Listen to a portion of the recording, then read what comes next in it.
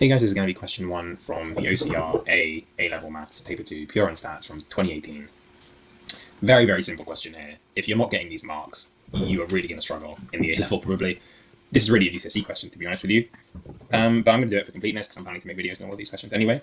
So, first of all, we have to express this quadratic in the given form. This is basically just completing the square, right? So first things first, we can factor 2 out of the front. So that gives us 2 times x squared minus 6x plus 23 is the same thing as just 2x squared minus 12x plus 23, of course. And then we can just complete the square as usual here. So I normally just put some extra brackets in here just to be careful. X squared minus 6x is x minus 3 all squared, but don't forget the minus 9, of course, which is typical when you're completing the square. So this thing in here, this is just x squared minus 6x. Okay, when you expand it, you'll see what I mean. And the reason why we include the plus 9 is to get rid of that constant term. Minus 3 squared is plus 9, minus 9 is going to cancel out, so you're going to get x squared minus 6 there. Okay, standard completing the square stuff. The plus 23 is still there, right? And then this is, of course, equal to 2 times x minus 3 all squared minus 18 plus 23, which is 2 times x minus 3 all squared. Minus 18 plus 23, that is going to be 23 minus 18 is 5. So that's going to be plus 5, okay? And so in this case, we're going to have a equals 2, b equals minus 3, x plus b, and c equals 5. And that's 4 marks there for free, pretty much, okay? There's a lot of questions out there where 4 marks is a lot more work, so you should be happy with taking that. Use your result to show that the equation 2x squared minus 12x plus 23 equals 0 has no real roots. Well, there's a couple of ways you can do this. I mean, they're all pretty simple. The first way you could do it is to note that, of course, anything squared is greater than or equal to 0. So in other words, you can note that 2 times x minus 3 squared is obviously going to be greater than or equal to 0, because anything squared is greater than or equal to 0. So if I multiply anything squared by 2, that's still going to be greater than or equal to 0, right? Because the minimum value you can take is 0, multiply that by 2, you still have 0. And anything higher than that is just going to get larger. So if x minus 3 squared was 1, multiplied by 2, then it's going to be 2. If it was 2, it's going to be 4, but it doesn't change the fact that it's greater than or equal to 0. So this is still true. And of course, you can also note that 2 times x minus 3 all squared plus 5, therefore, is going to be greater than or equal to 5. And certainly then, we know that it's never going to be equal to 0 when x is a real number, okay? Another way that you can do this, and by the way, all these inequalities are assuming that x is a real number, by the way. That should be fairly obvious. Okay, and then another way you could do it, which is the way that I probably would have gone with it, is just to sort of literally set this thing equal to 0, because this thing here that we have, 2 times x minus 3 all squared plus 5, is just the same as 2x squared minus 12x plus 23, right? You can expand it for yourself. So if I were to set this equal to 0 and try to solve it in the real numbers, I would come to the equation x minus 3 squared equals minus 5 over 2. And then immediately you have a contradiction there in the real numbers, because any real number squared is greater than or equal to 0, so you're done. Okay, so you can also, any real number squared greater than or equal to 0, so no real solution. Okay? And so yeah, that's all you really need to say here. Like, you don't overcomplicate it, it's 1 mark. Okay, so let's just get that mark and move on.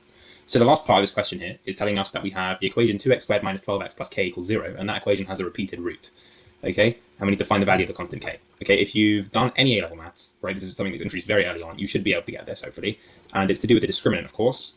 So the discriminant is the b squared minus 4ac, which in this case is going to be, so our discriminant in this case is going to be b squared minus 4ac, which is what you see in your square root when you look at the quadratic formula, right? X equals minus b plus or minus the square root of b squared minus 4ac. And that's really what makes it so important, is that it's in that square root, right? Because when it's equal to 0, you get the square root of 0 there, so your plus or minus 0 is going to change nothing. So basically you only get one solution to your quadratic, which is repeated, okay? And that's exactly why, in this case, we would like to set our b squared minus 4ac equal to 0 and then solve for k. Well, in this case, our b is minus 12, so b squared is going to be 144, minus 4, a is 2, and c is k. So we're going to get 144 minus 8k equals 0, and solving for k here gives you k equals 18, I think, right? 144 divided by 8 is 18, yeah. And that's it. That's all you need to do. That is literally 7 free marks here. There have been questions where 7 marks. There's been a lot more work than this, so be happy for it, take it, and move on, and that's it for this question. Very well done. Very nice stuff. You know what I'm saying? Well done. Hey everybody, this is question 2 from the OCR A-Level Maths Paper 2 Pure and Stats from 2018. You have a vectors question here. Again, really these marks should be pretty easy for strong A-level students, and even for, I would say, mediocre A-level students, these marks should be pretty fine. Maybe III would cause you some trouble, but let's be honest. If you've seen the textbook, if you've done questions to the textbook, you would know what to do here, and it's sort of common sense anyway, to a certain extent. So I really don't think there's much stopping you from getting 4 marks on this question, as long as you've really just been doing practice and you sort of confident with the course to a certain extent. You need to be fully confident. Anyway, the points A and B have the given position vectors, so 1, minus 2, 5, and minus 3, minus 1, 2, respectively. We're asked to find the exact length of AB. So first things first, a good place to start here is to recognize that the vector AB is, of course, equal to the vector OB minus the vector OA. Okay? This is kind of just like a standard thing that you're sort of supposed to know. Okay? And it's basically just like me saying, this is point A, this is point B, then the vector from A to B is the same as if I go from A to O and then from O to B. It's the same effective displacement, right? I'm making the same journey just in two different ways. That's all this equation is saying, but really you should know this equation, that you should just know it. And so if we actually calculate this, well then what we're going to get is we're going to have minus 3 minus 1 2 minus 1 minus 2 5. This is standard vector arithmetic here. It's going to give you minus 4 1 minus 3. Okay, so that is your AB. Now to calculate the magnitude of AB, we do basically just 3D Pythagoras here. So we're going to do the square root of minus 4 squared plus 1 squared plus minus 3 squared. Okay, and when you do this, you're going to get the square root of 16 plus 9 plus 1, which is, of course, the square root of 26 units. And that is the answer to the first part of the question. So that's 2 marks. Now you need to find the position vector of the midpoint of AB. Okay, so to find the midpoint of AB, all you really need to do is you effectively need to add the 2 x coordinates divided by 2. Add the 2 x components and divide it by 2. So just average the 2 x components, average the 2 y components, and average the 2 z components. Okay, that's just how you find the midpoint. So midpoint of AB is thus equal to, since A is equal to 1 minus 2 5 and B is minus 3 minus 1 2, the midpoint of those two things is just going to be 1 plus minus 3 divided by 2, minus 2 plus minus 1 divided by 2, right, which is averaging those two components, and 5 plus 2 divided by 2. Okay, when you do this, first component is minus 1, second component is minus 1.5, and the last component is 3.5. Okay, so that is the midpoint of AB, and that's the position vector, right? Because we're given the position vectors of A and B, so all we have to do is just average them to basically find the position vector of the midpoint of AB. Okay, nothing out of the ordinary there. Okay, so the points P and Q, we now have some extra points. The points P and Q have position vectors 1, 2, 0, and 5, 1, 3, respectively. And we're asked to show that ABPQ is a parallelogram. Right. So it might help you, in this case, to draw a diagram. So ABPQ is a parallelogram. So it's probably going to look something like this. Okay. And these two sides are going to be parallel and of equal length, and these two sides are going to be parallel and of equal length. That's basically what, and if I just label this A, B, P, Q, then that's basically what a parallelogram is. Okay, that's what you need to understand. Okay, that's very, very basic geometry that you should be familiar with. Okay, now we can find vectors for A, Q, and B, P, and because it's a parallelogram, and we know how a parallelogram works in the sense that obviously opposite sides are going to have equal length, and sort of that we know the opposite sides are going to have equal length. We therefore know that the vector AQ has to be equal to the vector BP, okay? As in those two vectors have to be the same, because we know the magnitude of those two vectors is just the length of the sides. We know that those two are the same, and also because they're literally parallel in space, right? So they're going to be pointing in the same direction. So we know that those two vectors should be equal if this is a parallelogram. And actually, that is enough to basically, all you need to show is this in this question. You don't need to show anything else. You could also show that AB is equal to QP if you'd like, because the same thing holds obviously for those two sides, but you don't actually need to, because actually it turns out that if you prove this, it actually directly proves that AB is equal to QP anyway, so you'd just be doing extra work for no reason. So all we need to show is that AQ is equal to BP. Okay, so AQ is of course equal to OQ minus OA, and for that we're going to have to go back up to find the position vector of Q. That's 5, 1, 3, and A is 1, minus 2, 5. So we're going to have to do 5, 1, 3 minus 1, minus 2, 5. And what's that going to give you? Well, it's going to give you 4, 3, minus 2. So that is AQ, and hopefully once we do BP, we should be getting the same result. So BP is of course equal to, so let me just put this as equal to AQ, vector AQ. Now BP is of course equal to OP minus OB. Now OP is 1, 2, 0, and OB is minus 3, minus 1, 2. So we have 1, 2, 0, minus 3, minus 1, 2, and that gives you 4, 3, minus 2, which is of course BP. And so now that's exactly the same as AQ. So now we have the vector AP is equal to the vector AQ, is equal to the vector BP. So ABPQ is a parallelogram. Okay, that's all you need to do there to get the marks. As I said, you can also prove that the vector AB is equal to the vector QP if you like, but it's not necessary. And that's it. That's that question. Nice. Okay, this is OCR A-Level Maths, Paper 2, Pure and Stats 2018, question number 3. This is really a joke of a question, I'm not going to lie. There's not really even any matter in this question, but let's get through it anyway. Ayesha, Bob, Chloe, and Dave are discussing the relationship between the time t in hours they might spend revising for an examination and the mark m, which they would expect to gain from that amount of revision. Each of them draws a graph to model this relationship for himself or herself. And then we have the first question. Assuming Aisha's model is correct, how long would you recommend she spends revising? Well, okay, we're going to recommend that she spends enough time to get as much marks as possible, but not too much time where she's not really gaining anything from spending extra time revising. So the answer they're looking for there is just anywhere between 6 to 8 hours, basically. I think 8 is too much. I think you should really be putting 6 hours or 7 hours in there, right? So that's what you need to do. State one feature of Dave's model that's likely to be unrealistic. Well, it's probably unrealistic to expect that with 0 hours you're going to get 0 marks, unless he really is curved. I mean, the marks team here is saying the same thing as me here, though, that like it's unrealistic to expect that with 0 hours of revision you're going to get 0 marks. You're probably still going to get some marks, albeit probably quite a few, probably not that many, sorry. So yeah, it's unrealistic to think you're going to get 0, but I think I can imagine scenarios where that could be the case if you really don't know what's happening, but let's just play along here and get the mark. So just a reason for the shape of Bob's graph as compared to Aisha. So Bob has an interesting graph. He just seems to think that if you revise too much, then you might be the type of person to spend late night studying and you lose sleep, which can affect your focus and concentration in the examination, or just increase your stress, things like that. And so therefore, actually, you'll get a worse mark. Or you might have less effective revision if you're revising that much towards the later hours. You're probably just not really doing as effective revision. That's it. So he just thinks that will negatively impact your mark as opposed to just keep it stagnant like Aisha. So he disagrees with Aisha, but ultimately he just thinks that other factors, and you have to sort of mention them, like being really tired in the exam, fatigue, stress, will actually lower your mark if you do too much revision. That's it. So that's the reason why his graph is shaped that way. What does Chloe's model suggest about her attitude? She seems to think that no matter how much revision you do, you're going to get the same mark. And that's it. You could even say she's probably quite confident. She might be someone that works quite hard because she seems to think that she'll always ace the test, so maybe it's a subject she's good at. Or you actually, I think we need to say, though, is just what I said at the beginning. She just seems to think that no matter how much revision you do, you're going to get the same mark. Yeah, this question is a joke. I mean, I don't really know. I guess I kind of see this question. I understand, but like, I don't know. It's just like a free-form marks. So let's just take it and move on. Nice. We'll come back to this OCR A-level Maths Paper 2, Pure and Stat 2018, question number 4. So this is the first sort of more interesting question of the paper in the Pure section. And we're asked to prove this trigonometric identity. So I still don't think it's going to be a problem, really, for any strong candidates if you just sort of do... I mean, it's sort of quite obvious here that you need to use compound angle formulae, and once you do that, the result actually pops out quite nicely. There are a few ways to do this, some of which are more convoluted, but I think most strong candidates will be able to get this question because there's no sort of curveballs in this question. It's just straight up, if you follow everything you've been doing in your practice, and you use compound angle formulae, you're going to get the result, pretty much. I don't really think there's a way for you to mess this up unless you do some algebra mistake or something like that. So that's why you should be careful, but I mean, yeah, for strong candidates, it's pretty fine.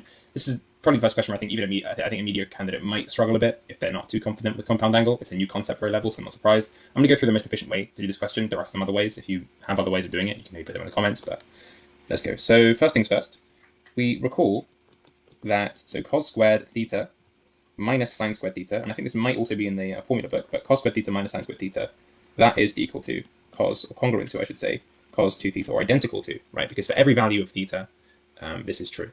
Okay, or at least theta, which we typically accept, right? So just real values of theta, this is true, okay? So there's an identity, the trigonometric identity holds for all real values of theta, okay?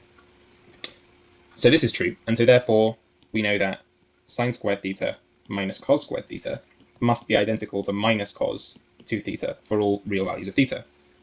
Now in this case, we have sine squared of theta plus 45 minus cos squared of theta plus 45.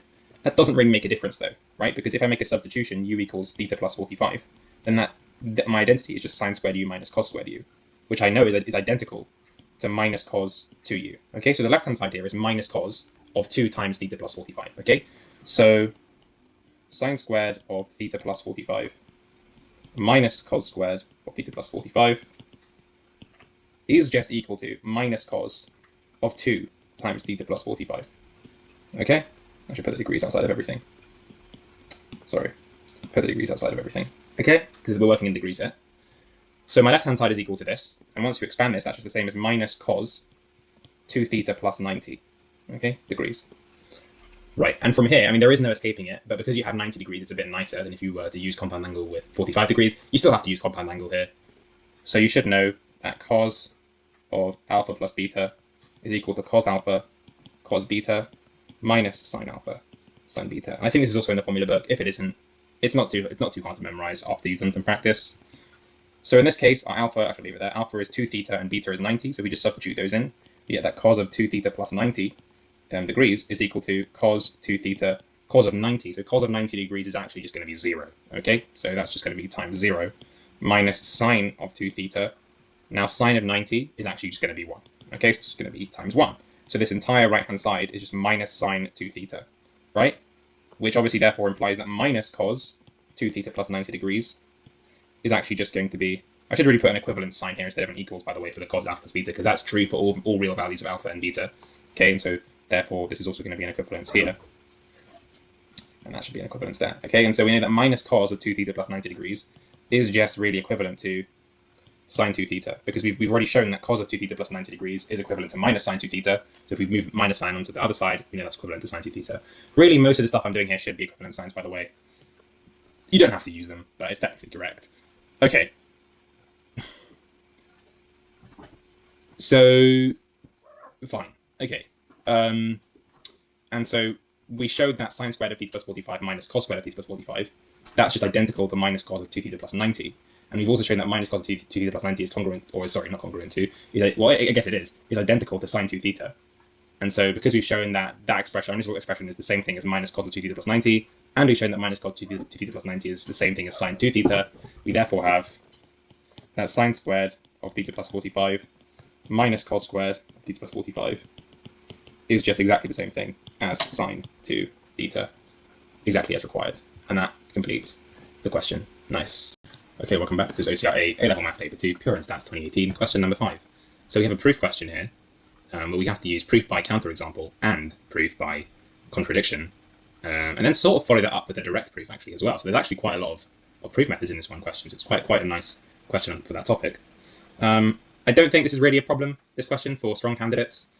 For less strong candidates, it might be slightly weird if you're not used to the formatting of mathematical proofs. Maybe, I don't know. But all in all, if you sort of just take your time with this, I think that these marks should be fairly straightforward. Okay, so Charlie claims to have proven the following statement. The sum of a square number and a prime number cannot be a square number. So he thinks that's true, and we need to give an example to show that his statement is not true. Now, all you need to do here is find a counterexample, okay? Just don't overcomplicate this, you just got to search for a counterexample. Now, whenever you're searching for a counterexample, don't immediately start looking at very large numbers or quite convoluted cases. You want to be looking at smaller numbers, okay? So what's some small square numbers that I know? Okay, well, the first few square numbers that I know is 0. Although 0 in this case isn't going to be that useful because 0 plus a prime number is never going to be a square number, right? Because no prime number is a square number, so that's kind of not useful. After that, I have 1, 4, 9, and so on and so forth. Can I do anything with 1? So my first two square numbers are 1 and 4, and it's that 1 plus 3 is equal to 4. And 3 is a prime number, so there we go, right? So all you need to do in these cases is look at your smaller, your sort of smaller, you need to look at smaller cases or lower numbers, basically, right? You don't want to overcomplicate this, okay? Don't start looking at, like, 13 squared or something and try and, like, find a prime number that you can add to that. You're just going to waste your time, okay? I mean, it's fairly commonsensical, but just putting it out there anyway. So in this case, a counterexample is the equation, or I shouldn't really, I guess it is an equation. Yeah, the equation 1 squared plus 3 equals 2 squared. Okay, that's all you need to say there. That's a counterexample, because 1 squared plus 3 is equal to 2 squared. Okay, now Charlie attempts to prove this by contradiction, so let's have a look. Assume that the statement is not true. In other words, assume that the sum of a square number and a prime number could somehow be a square number in some cases. Therefore, there must exist integers n and m, and a prime p, such that n squared plus p equals m squared. I mean, that's true, because if his statement is false, then there has to be some square number, m squared, which can be written as the sum of another square number, n squared, and the prime number p. So that's true.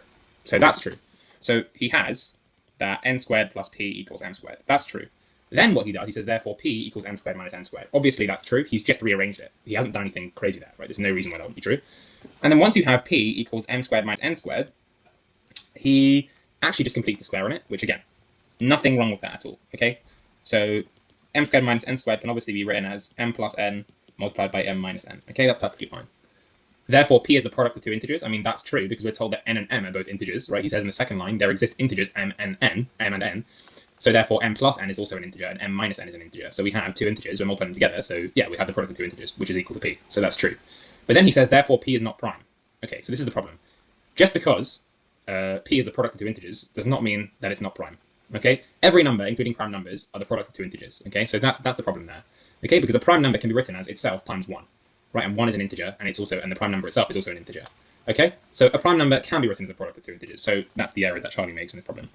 Okay, effectively, you can say Charlie thinks that just because P is the product of two integers, it cannot be prime. But that is false. As you don't need to explain, but I'll do it anyway. As every integer can be written as the product of two integers. Okay? So that's the problem there. So Charlie thinks that just because P is the product of two integers, it can't be prime. But clearly that's wrong, okay? But that is fake, did I say? I mean, that is... Oh, sorry, that's false. No, I did say that's false. But that's false, because I was reading it from here as that's fake, because it looks like a K here. No, I said that's false, as every integer can be written as the product of two integers, right? And that's obviously true, right? Because every integer can just be written as the product of itself times 1. For a prime number, that's the only way you can write it as the product of two integers, right? If I have a prime number, the only way I can write it as the product of two integers is itself times 1. But if I have other numbers like 4, which isn't prime, I could write 4 times 1 or 2 times 2, so I have more options there. But it's still true, nonetheless, that every number can be written as the product of two integers. That's just true. So his claim that because P is the product of two integers, P is not prime is clearly false. Or every integer can be written as the product of two integers. Okay. Anyway, moving on. Now we have a more direct proof, except the direct proof takes ideas from Charlie's proof, so actually it's not too bad, to be honest with you. Given that 853 is a prime number, we need to find the square number s such that s plus 853 is also a square number. Okay, so s is a square number. So we can write s equals... Hold on, sorry. I accidentally left the app on my iPad, hold on. So just because... Sorry, so s is a square number, so s can be written as n squared for some n, okay? Or maybe I should say, actually, let's say s is equal to a squared for some a. And we can say for some a in the integers, right? So s is the square of an integer, and we want s plus 853 to be some other square number, okay? So let's say that s plus 853 is equal to b squared for some b in the integers. So s plus 853 is the square of another integer b, okay? So in other words, we have that a squared plus 853 is equal to b squared. And at this point, we can do exactly the same thing as what Charlie did in his proof. We can just subtract a squared from both sides. And so therefore, we have that 853 equals b squared minus a squared, which of course equals b minus a times b plus a. Now, because 853 is prime, the only way that it could be the product of two integers is if one of these two integers is 853, right? Because the only way to write 853 as a product of two integers is 853 times 1, okay? Because it's prime, so you can't break it down any further, okay? So it doesn't really matter which one you choose. Both of them will get you to the right answer. I think the standard choice is to say that b minus a is equal to 1, and so therefore b plus a must equal 853, so that b minus a times b plus a is equal to 853, as we've written up there. And then this is just a simultaneous equation, right? And it's a very, very easy simultaneous equation, okay? You should be able to do these without any trouble. You add them together, right, and that gives you that 2b equals 854, which therefore implies that b is equal to 427. And now that b is equal to 427, since b minus a is equal to 1, a must be equal to 427 minus 1, which is equal to 426. And if you go back up to what we wrote up here, we said that a squared plus 853 is equal to b squared, right? That's what we were initially trying to. We were initially trying to find a pair, a, b, that solves this. And we were trying to find what a and b are. And now we actually have those values, and so we can plug those back into this. And so that gives us that. So 426 squared plus 853 must equal 427 squared. And you can check this on your calculator, okay? This does actually work, okay? It's not, we haven't done anything wrong. Everything we've done here is correct, and actually that is true, okay? 426 squared plus 853 is 427 squared, okay? So if you go back, so now we found a square number s such that s squared plus 853 is another square number, right? And so therefore, what were we asked for? We were asked, find the square number s. So the square number s, and s is equal to 426 squared, which is equal to, if you plug that into your calculator, 181,476. Okay? And that completes the question there. Okay? Now, when you're laying out that proof for part III, you're probably going to want to maybe give a little bit more context, right? You're going to say, because s is a square number, we can write s as a squared for some integer a. You don't want to write too much, but you do want to give some more context. You want to write, okay, because s is a square number, it can be written like this. And because s plus 853 is also a square number, right, which is as in we're trying to make that square number, then s plus 853 must equal b squared for some integer b. And so therefore a squared plus 853 equals b squared. And then you can just basically go to the next line and say 853 equals, and the rest is just the maths, right? But you do probably also want to explain in between, right? So in this in between step where I have 853 equals b minus a times b plus a, to the step after that where I've written b minus a equals 1. You might want to explain the only way to write 853 as the product of two integers is if one of the integers is 853 and the other one is 1. You might want to explain that as well in words, but I just did it for the video. Hopefully you understand that. Don't just write this, okay? You want to give some context in the exam, but yeah, there we go. Very nice. Okay, welcome back. This is OCR A-level Maths Paper 2, Pure and Stats 2018, question number 6, the penultimate penultimate question in the pure section, I believe. If you get this question in the exam, though, you should be really, really happy. I'm not going to lie. These marks are practically free once you've done enough practice. And I mean, you don't even need to do that much practice, to be honest with you. Or at least, I mean, I think I know a lot of students that'll be really happy with this question, getting this question in their exam. But I mean, look how many marks you're getting for this. 13 marks. And all you got to do is some differentiation. Yes, it's the quotient rule. Okay, so it is something new.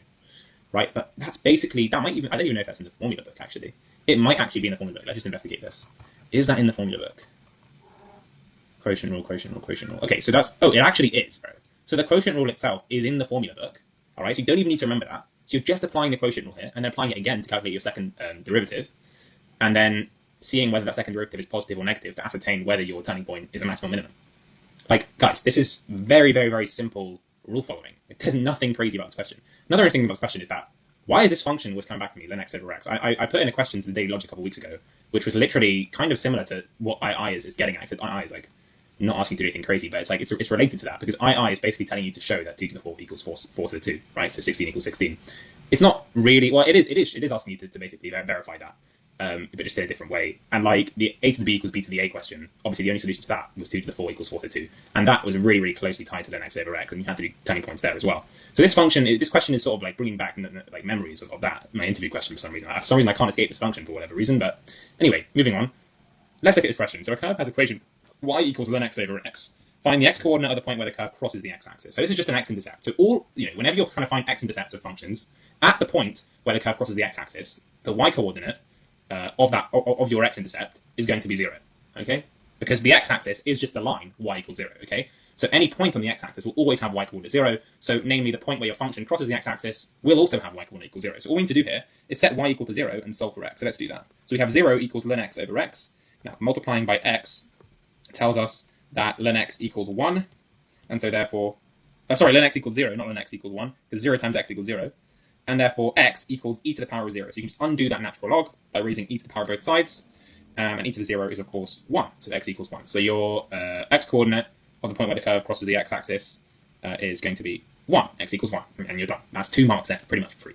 Okay, the points A and B lie on the curve and have x-coordinates 2 and 4. Show that the line AB is parallel to the x-axis. So they kind of word this a bit weirdly. I can understand why if you're not super confident, student in maths, why this might be very weird for you. As in, like, just reading this, show that the line AB is parallel to the x-axis, that you kind of have to decode what they're trying to get you to do there, okay? But what they are all they're saying here is show that f of 2 equals f of 4. In other words, the output of your function ln x over x when x equals 2 has to be the same as your output when x equals 4, right? Because if I have a function, right, I'm just going to give you an example, some random function. If I have a function, let's say it looks something like this, maybe it goes up here to some other stuff, right? And its outputs are the same at 2 different x values. Let's say this is x1, this is x2. And we have that f of x1 equals f of x2. So the output when x equals x1 is the same as the output when x equals x2. Then if I were to draw a horizontal line, right, effectively, if I were to draw a horizontal line which takes the form y equals f of x1, right, so it just has a constant y coordinate of f of x1, then it would pass through x1, but it would also pass through x2, right, because f of x2 equals f of x1, right, so y equals f of x1 is going to be a horizontal line, which by definition is parallel to the x-axis, right, the x-axis is horizontal as well. Okay, so it's going to be a horizontal line that passes through f of x1, but also passes through f of x2. So if ln 2 over 2 equals ln 4 over 4, which is what we have to show, if that's true, then the line AB, of course, is going to be parallel to the x-axis, right? Because it's just going to be the line y equals ln 2 over 2, right? And that's also going to pass through ln 4 over 4, if ln 2 over 2 is equal to ln 4 over 4. In other words, if the output of my function when x equals 2 is the same as the output of my function when x equals 4, then effectively the line connecting those two outputs is just going to be a horizontal line, right? Because effectively those two outputs are exactly the same. Right, so the line y equals ln 2 over 2 there is going to be a horizontal line, and by definition, that's just parallel to the x-axis. The x-axis is a horizontal line, okay? So there we go, right? That's basically all you need to do there. So all you need to do is show that the output when x equals 2 is the same as the output when x equals 4. So let's just go ahead and do this. So f of 2, we want to show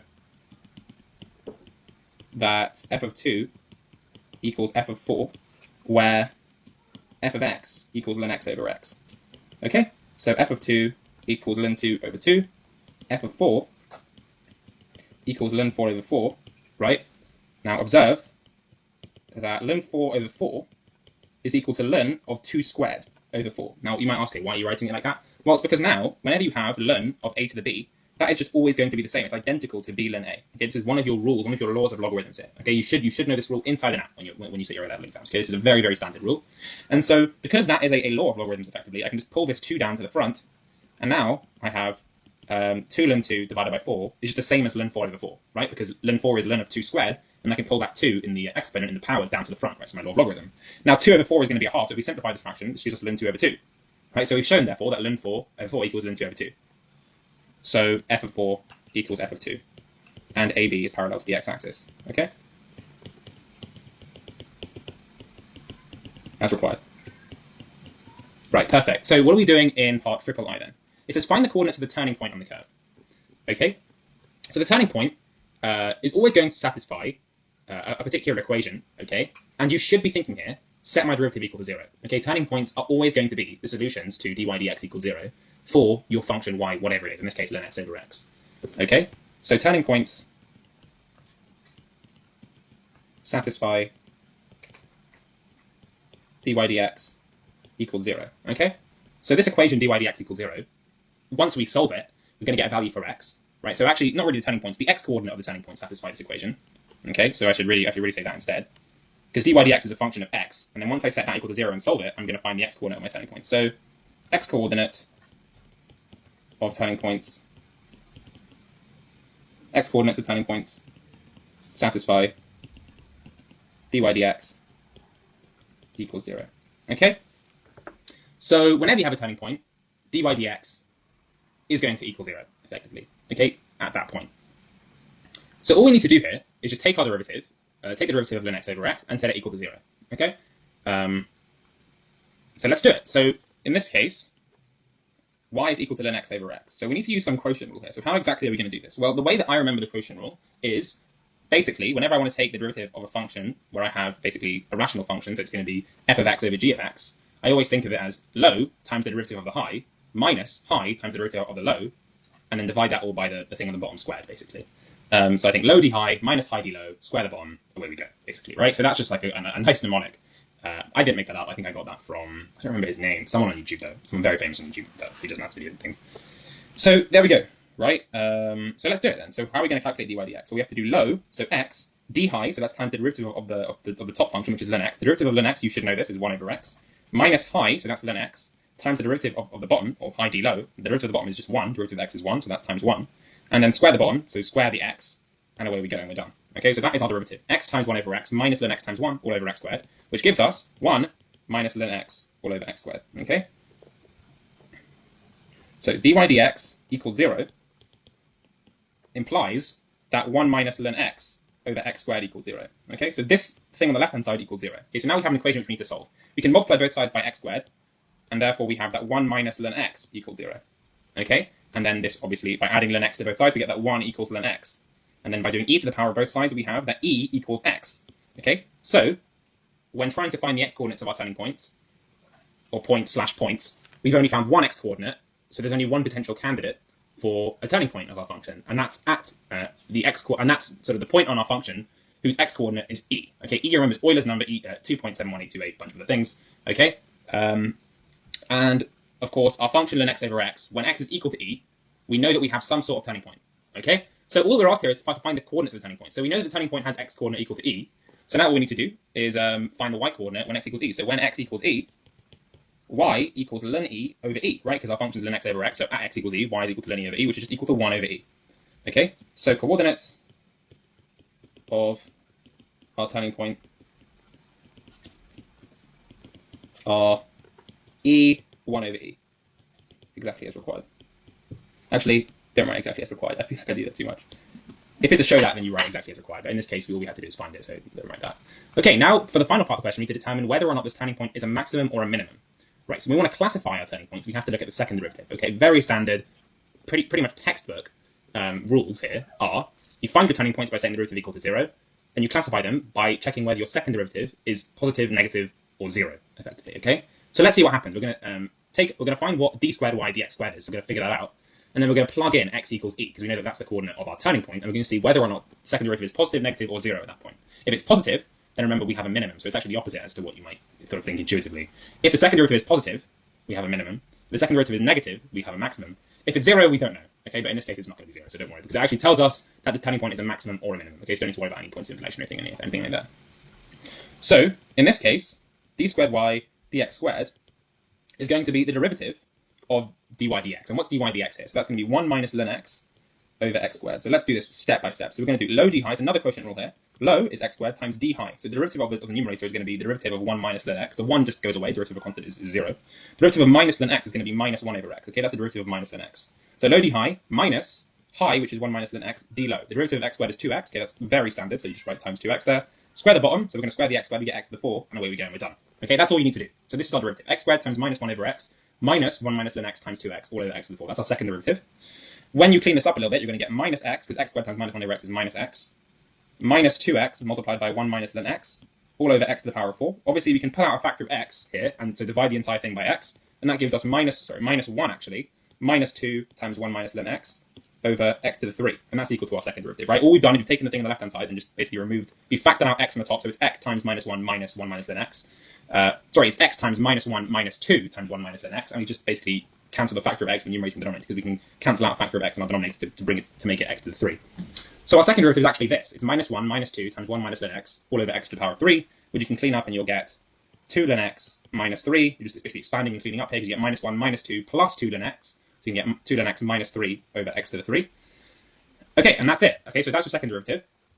And then you can say that the second derivative, d squared y dx squared, when x is equal to e, because that's basically, this notation just means my second derivative at the point when x is equal to e, is just going to be effectively this thing, this function that I have over here, but with e plugged into, with all my x's replaced by e, effectively. So that second derivative at x equals e is going to be 2 ln e minus 3 over e cubed. And ln e is obviously 1, so that just gives you 2 minus 3 over e cubed, which is going to be minus 1 over e cubed. Now e cubed, e is just 2.71828, something like that. Cubed, it's going to be like, I don't even know, but greater than 8, so it's going to be some positive number, okay? But then we have a minus sign in the front here, so that's going to make it negative. So clearly this is going to be less than 0. We're also doing 1 over e cubed, so it's going to be sort of between 0 and 1, but the minus sign makes it less than 0. So, okay, so this number here is clearly less than 0, right? So, 1 over e, is a maximum, since d squared y dx squared is less than 0 at that point. Okay, and that's all you need to do. Okay, you've basically you've found your turning point in part III, and you've classified it by taking the second derivative and evaluating it when x is equal to e. And there we go. That's all you need to do, right? You need to determine whether it's maximum or minimum, and you're done. And that right there, 13 easy marks if you're just methodical and you remember your quotient rule properly, and you also remember your laws of logs and stuff like that. It does combine a lot of A-level knowledge, but let's be honest, nothing here is they're not throwing any curveballs at you here. This is standard. This is literally just following instructions, okay? All you need to do, if you just revise and you actually know, like, these sort of rules to do with second derivative things, there's nothing here that can really bother you. I think all strong candidates will be happy to have a question. They take this question any day. Okay, so yeah, thank you guys. I'll see you guys in the next one. Welcome back. This is OCR A-level Maths Paper 3, Pure and Stats, 2018, question 7. This is the final question in the pure section of the paper. And I remember doing this question for the first time, I think, in year 12. I think it was actually a test that our teacher gave us towards the end of the year just to like see how you were doing. And this question came up, and I actually sped through the other ones because for a further maths student, they were fairly simple. And this question, I remember taking a really long-winded route and not seeing a very nice method to answer it. But actually, there are actually quite a few nice methods to answer this question, which I want to go through in this video. And so for that reason, I think this question actually can stump a lot of strong students. Not necessarily stump, but it can definitely act as a time sink. You can waste time if you don't do it sort of effectively. If you start like, if you go crazy with like lots of different integrals of lots of different areas, and then you like look at the overlap and you start subtracting integrals and doing weird things, you're going to be here for like longer than you need to, trying to get 7 marks. This question, you need to be thinking about symmetry, okay? Very obviously, the shape is symmetric, okay? First of all, let's just read it. So the diagram shows a part ABC. So A is just going to be referring to this point here. I've just sort of highlighted in orange. B is going to be referring to this point here, so the y-intercept of that curve. And then C is going to be referring to this point here. So the diagram shows a part ABC of the curve y equals 3 minus 2x squared, together with its reflections in the lines y equals x, right? So this dotted line here, that's y equals x, right? And the reflection of this curve in the line y equals x produces effectively, well, the reflection of the section ABC in the line y equals x gives you this section here, right? Which I'm going to highlight. So this section, I should really make it more clear. This section here that I've just highlighted is what you get when you reflect ABC, so this section, in the line y equals x. Okay, and so that's what they're talking about here. But also, we reflect it in the line y equals minus x, which is the other dotted line, right? So you see another dotted line over here. And so when ABC is reflected in that line, you produce this other region, right? Which is sort of this region over here. And finally, you reflect it in the line y equals 0. Now, you should know that y equals 0 is the x-axis, so that's just a reflection in the x-axis, effectively. So once you reflect ABC in the x-axis, of course, you're going to get this region over here. And we're asked, effectively, to find the area of the entire shaded region. Okay, so very simple task here. No fluff, no like sort of extra stuff you need to decode. You just got to find the area of the shaded region. So what is sort of the most efficient way to do this? Well, first things first, if I look at this region, I'm going to highlight it. If I look at this region, it has some area, which I don't quite know yet, okay? But what I do know is that effectively what I've done is, well, I haven't really reflected this region in the line y equals x. I reflected the curve in the line y equals x. But effectively what I'm producing is another region, right, which I'm going to highlight in a different color. What I'm producing is another region, sort of to the right of that, which actually has exactly the same area. Because if you think about it, that region is generated by reflecting, effectively, I mean, it is actually generated by reflecting this region in the line y equals x. So if I reflect my red region in the line y equals x, I get my green region, okay? And obviously reflecting things doesn't change area, right? If I reflect the shape, in a certain line, I'm not going to change the area of that shape, okay, inherently, right? Like if I look at the area before and after it's been reflected along a certain line, it's still going to be the same, right? So the area of my region, in this case, is my red region, has to be equal to the area of my green region, okay? And sort of by symmetry, then we can sort of realize that all of these sort of 4 different regions that we've obtained by reflecting their initial region along different lines have to have the same area. So this shape is symmetric, and if you were able to calculate the area of this red region, you just multiply it by 4 to get the total area. The only bad thing about this red region is that it has some sort of weird boundaries here with the lines y equals minus x and y equals x. They're not really easy to work with when we're thinking about integration. So how do we fix this? Well, there's a couple of easy fixes here. There's a couple of fixes to that. However, probably the easiest fix, without having to sort of overcomplicate things, is by, instead of sort of considering sort of that area, right, this area here, we can actually consider the area which I'm about to show you instead. So we can actually consider this entire area instead. So it's going to be formed by the boundary which I'm drawing in green right now, okay? So the reason why that's so nice is because this area here, that is just going to be given to us very nicely by an integral, okay? Because we know that ABC is just a section of the curve y equals 3 minus 2x squared. So if I find, the coordinates of A and the coordinates of C, I just integrate from the x-coordinate of A to the x-coordinate of C, and that gives me this entire area, okay? No fluff, no extra stuff involved. So that's how I get that area. But the problem then is, how do I extend this, right? Because when I try and extend this, I can easily just multiply that by 2 effectively to get the area down here, right, in this region, and that's basically by symmetry. But then I have sort of these 2 humps here, which I'm going to have to do something else. Or you might think that you'd have to do something else, but actually what we can do is we can overcount and then subtract what we've overcounted. Okay, so, and just to justify what I'm doing here, by the way, let me just go over that one more time. So initially, we have that effectively, we have 4 regions, 4 main regions here, right? This region in green, this region in red, let me just think of another few colors, this region in pink, down here, or maybe I should do that in a different color, let's do that in black, this region in black, and this region in, let's say, dark brown. Not dark brown, but brown, dark orange, maybe, whatever.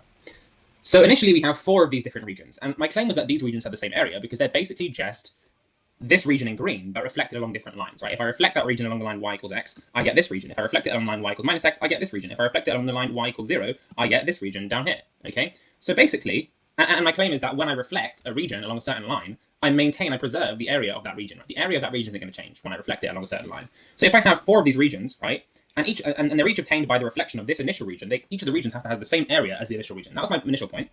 Now, if I were to extend this region by just adding these 2 sort of vertical lines in here, and I were to do that sort of for the top here, right, then the area I obtain is obviously going to be greater than if I was considering the green region, right? But it's going to be greater by some fixed amount, okay? And, because of the symmetry of this problem, if I were to add vertical lines to the region in black as well, right, I would effectively be adding the same extra area as if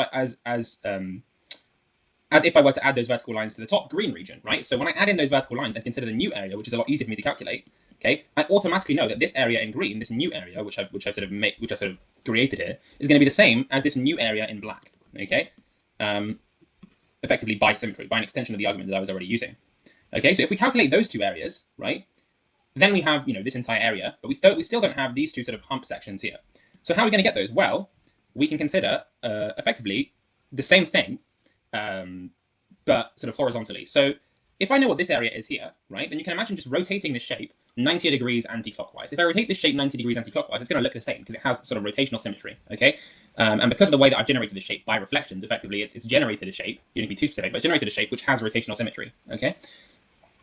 So, therefore, if I were to rotate this shape, then all of a sudden these hump sections are now going to be at the top and the bottom, right? And then I can calculate the area, sort of this area here, right, in exactly the same way, right? So this yellow area, I will already know, okay, effectively. Well, the yellow area, sorry, well, technically the yellow area, but what I really mean is I know the area of this region with some straight lines in it, basically. So this area here, okay? I also know the area of that region, right? Because that is just the same as the area which I've already calculated, and you can see that by just rotating the shape 90 degrees anti-clockwise. However, when I do that, I'm adding on my middle area again, right? I'm adding on this sort of middle box again, right? So I've actually, the area I've calculated here is not the actual full area of the shaded region, it's the area of the shaded region plus exactly one copy of this box, right? Because I've just done the area of all the four humps. Each of the four humps, sort of each of these four regions here has been counted once, okay? But I've counted my middle box twice, okay? And you can convince yourself of that, basically, by just sort of thinking about what we're doing here, right? We're just calculating the area of this region and then adding it to the area of the region in yellow, right? And so therefore, we're obviously going to have overlap in the middle, and we're going to have overlap of exactly one of those sort of boxes, effectively, that we're creating at the center. So if I know the area of that box, all I need to do is calculate the area, effectively, of the region in red that I have here, multiply that by 2, and then subtract the area of that box to get rid of the overcount. Okay, so to prevent me from overcounting my area. And if I do that correctly, then I should get the right answer. So that's basically the main motivation. I tried to also explain, why we're allowed to do that, but it should be fairly obvious and intuitive that there is some symmetry here. Okay, you don't have to be tricky about it at A level. You kind of just see it's there and exploit it to your advantage. So first things first, what is the coordinates of A? Well, we know that the coordinates of A lies on the line y equals minus x, because it lies on this dotted line here, but it also lies on the curve y equals 3 minus 2x, okay? So let's find when those two functions intersect. So they intersect when 3 minus 2x squared is equal to minus x, right? Because that's when the line minus x intersects 3 minus 2x. And so that happens exactly when 2x squared minus x minus 3 equals 0, okay? And if you solve this quadratic, you can use the quadratic formula or any methods that you know, or even your calculator, right? If you solve this quadratic, then you get two solutions. X equals positive 3 over 2, or x equals minus 1. Now, we can just see which quadrant of the plane, of the xy plane, we're in right now. We're in this quadrant over here, where all of the x coordinates are negative. So clearly x is not 3 over 2 here, so we can just ignore that. So I know the x coordinate of A has to be minus 1, and since it lies on the line minus x, the y coordinate must be 1. Okay? And then all of a sudden, you kind of figure everything else out. You figure out the coordinates of C, and you also figure out the coordinates of these 2 points here, although you don't actually really need them. Okay? And that's sort of by symmetry, okay? By the way that these regions have been generated. So all of a sudden, I know that C lies effectively in the same horizontal line as A. Okay? Or at least I think that's a fair thing to say. Although, do we necessarily know that? I'm not entirely sure. You can effectively prove it by showing that the curve y equals 3 minus 2x squared intersects with the line y equals x, which is this other dotted line, at the point when x equals 1. Okay, so then you can show for sure that x coordinate there is going to be 1, and then you'll also be able to show that the y coordinate there is going to be 1. So you can immediately show that the point C is 1, 1, effectively.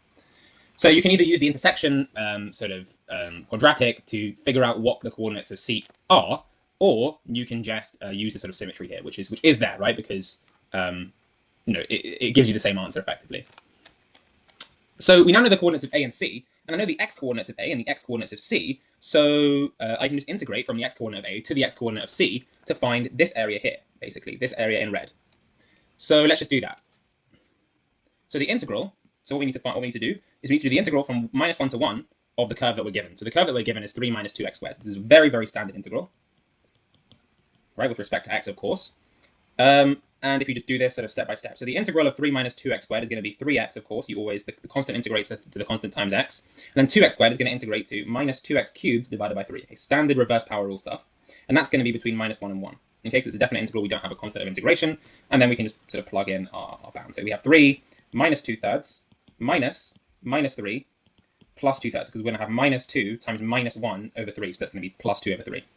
Okay, and when you actually sort of calculate that, what you're going to get is 3 minus 2/3 minus, so 3 minus 2/3 is 7/3, minus 3 plus 2/3 is going to give you 14/3. So that area there has area 14/3, right? The area there is 14/3 units squared. Okay, so area of red region. Just say that region there has area 14/3. The area has area. Okay, ignore me. So the area of the red region is 14 over 3 units squared. Okay? Now, as I was talking about before, by symmetry, all we now need to do to calculate the area of the entire shape is effectively multiply the area of that region by 2, right? Because effectively we know that the area of this region down here, right, which I'm going to sort of highlight in orange, the area of that region is exactly the same as the area of the region at the top, okay, by symmetry. So I multiply that by 2 to get the area of this entire region, okay? And then I can multiply that answer by 2 to get the area of that entire region plus this sort of region here. Well, let me see if I can do that in a different color. So it's going to be sort of that straight line plus this curve plus this. That's another straight line plus this curve plus this. So once we multiply our area by 2, and then by 2 again, I'm going to have all of this shaded area, which overcounts the area in the middle. Okay, so 14 over 3 times 2 is going to be 14 over 3 times 4, which is going to give me, what's that? 14 times 4 is 56. So that gives me 56 over 3. Okay. However, I've overcounted the area in the middle exactly once, right? Because both of those areas, right? If I just ignore the yellow region, right, then I have a copy of the middle area once. But as soon as I rotate it effectively by 90 degrees anti-clockwise and consider sort of this other area, right, the area that I had in yellow, I'm including the middle section again. Okay, so I'm sort of double counting this middle section. So I need to also find out the area of that middle section. But the area of that middle section is just the area of this square effectively, right, of side length 2. Okay, because I know it's of side length 2, because I know the coordinates of A are minus 1, 1, the coordinates of C are 1, 1. So the difference in the x coordinates there is just 2, and the y coordinates are the same. So the length of that section is 2. And you can also show, right, effectively, that sort of these two coordinates have sort of x, as in like these two coordinates are both minus 1, and 1, minus 1. You can show that if you'd like. It's sort of obvious by symmetry, but if you want to, you can actually find the equation of this curve here, and then effectively set that equal to x and minus x and find those actual coordinates, and you would see that you do indeed get a 2 by 2 square in the center, so that has area 4. Okay, and so if we just basically do the area that we currently have, which overcounts that square, minus the area of that square, which is just 4, because it's length 2, right? It's a square of length 2, so the area is going to be 4, right? Just 2 times 2.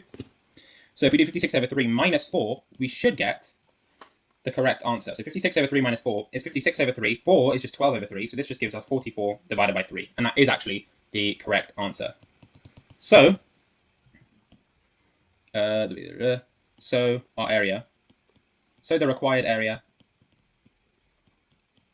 is 44 over 3 units squared. Okay, and that completes the question.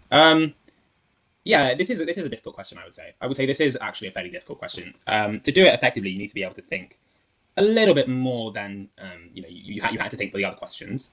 Actually, a fair amount more than you had to think for the other questions. There are ways to do this where you can kind of just like bash out lots of integrals maybe on your calculator and like then subtract a lot of stuff for the overcounts and so on and so forth.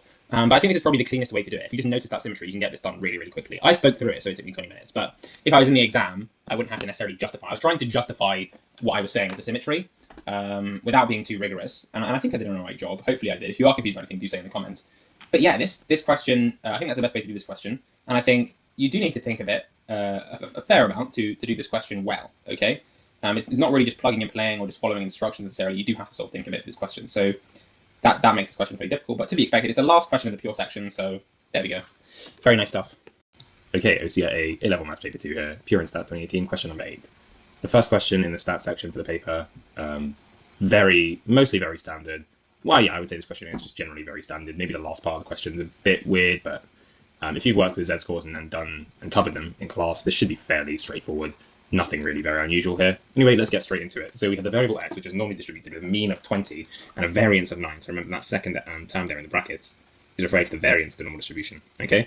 Whereas in my calculator, I don't know about yours. I'm not sure if all calculators are like this, but in my calculator, I have to plug in the standard deviation, which of course is the square root of the variance. So just remember that what they have in the brackets there, the second term is the variance bit. In your calculator, you have to input the standard deviation. So make sure you do that. You don't want to make silly mistakes and just lose all these marks because they're pretty much free. Okay, so we want to find the probability that capital X is greater than 25. Now, of course, because we're working with a normal distribution, capital X can take any value from negative infinity to infinity. And in this case, we want the probability that it takes a value greater than 25.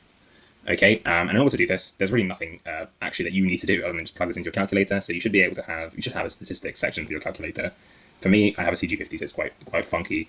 There's a statistics section, like distribution, normal CD, and then I plug in my mean, which is 20, my standard deviation, which is 3, the square root of 9.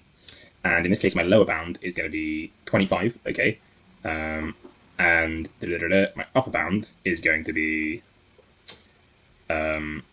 just as large as I can, basically, give my calculator, which I'm just going to go up till 1 times 10 to the power of 99. Because remember, capital X could technically be infinitely large, or it takes values from negative infinity to infinity, right? So you can get sort of larger and larger and larger without end, basically. So obviously, I can't actually plug in infinity as an upper bound in my calculator. But I can plug in like a very, very large number, such that basically the normal distribution, if you've ever seen what the normal distribution looks like, it's basically just a bell curve.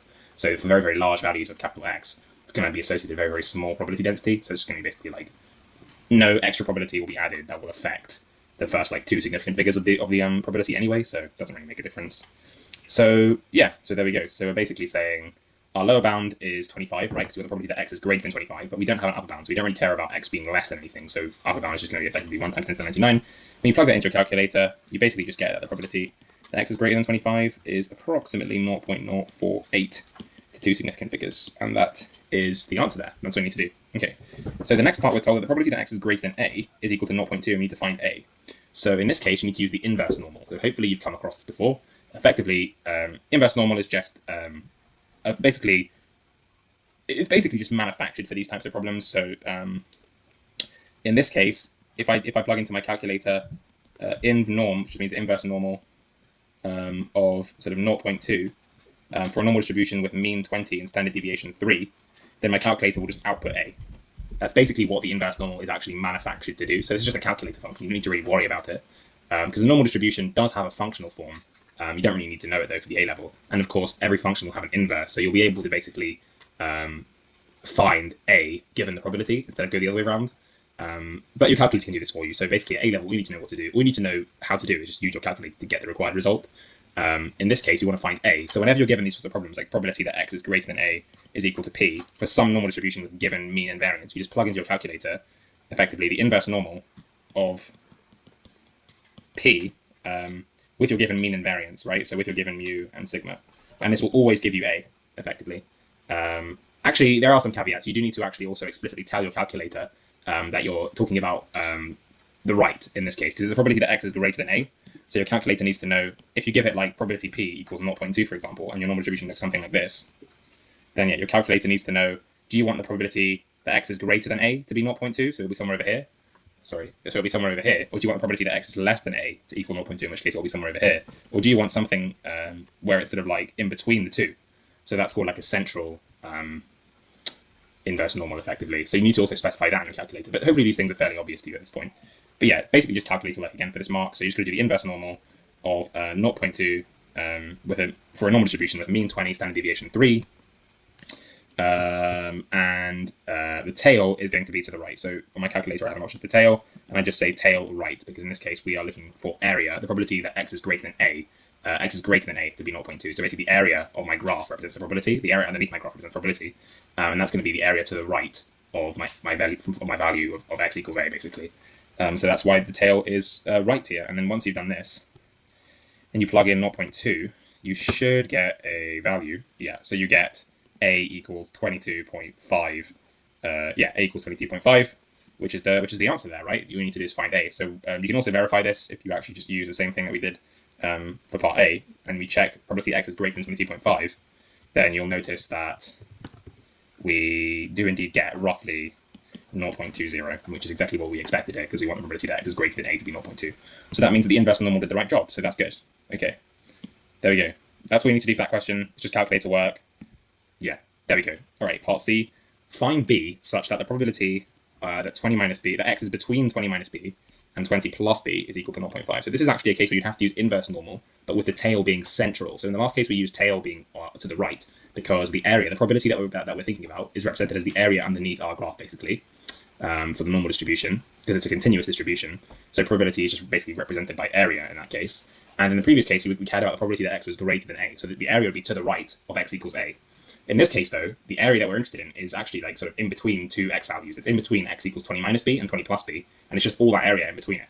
So actually, in this case, you need to use tail central. And central only works, you can only use central tail if the sort of region which you're sort of like, if sort of the midpoint of your region that you're working with is the mean of your normal distribution. So in this case, the midpoint of 20 minus B and 20 plus B is 20, which is the mean of our normal distribution, which means that we can use a central tail. Because basically, that's kind of just the assumption that the central tail uses. It will tell you what 20 minus B and 20 plus B are. Okay, that's basically what the point of the inverse normal with a central tail is that if you give it the probability sort of A is less than X is less than B, right? And you tell it, let's say this is P. If you give it P, you tell it that the tail is central, and you give it the mean and standard deviation for your normal distribution, it can tell you what A and B are, but only if, effectively, the midpoint of A and B is the mean of your distribution. So just to put that into perspective, if I were to have a normal distribution with mean 1 and mean 0 and standard deviation 1, let's say, it would look probably something a little bit like this. And I can only ever use this. Let's say that I wanted P equals, I don't know, 0.2 again. If I wanted to find A and B such that the probability that X is between A and B is 0.2, then I can only use my calculator to do that if A is basically like to the left of the mean by some amount, and B is to the right of the mean by the same amount. So it's basically symmetric about the mean. So that's so the area that we're interested in here is this, and we want that to be 0.2. However, if it wasn't symmetric, and you were interested in like the probability that A is less than X is less than B equals 0.2, but it wasn't like symmetric about the mean, then you can't use the central tail. So just be careful about that. So for example, if like one of my sort of, let's say this is A here, right? And this is B here. Maybe this area here is 0.2. But my central tail is not going to give me these values of A and B. It's going to give me the values of A and B which are symmetric about the mean, okay, such that the area in between them is 0.2. So just be very careful with that, because that can sometimes ask questions where it's not symmetric maybe, and then you can kind of get thrown off and just go down a rabbit hole, which is completely wrong. In this case, though, it is symmetric because the midpoint of those two numbers is 20. So it is symmetric about the mean, so we can use the central inverse normal. So we just use inv norm 0.5 with a mean of 20, standard deviation of 3, and the tail here is central, and that tells us what 20 minus b and or 20 plus b are.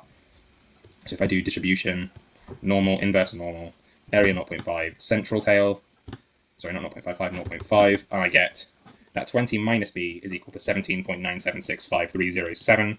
That's just far too many sig figs, but we're just going to work with it. Then rearranging for b, we get that b is approximately 2.02.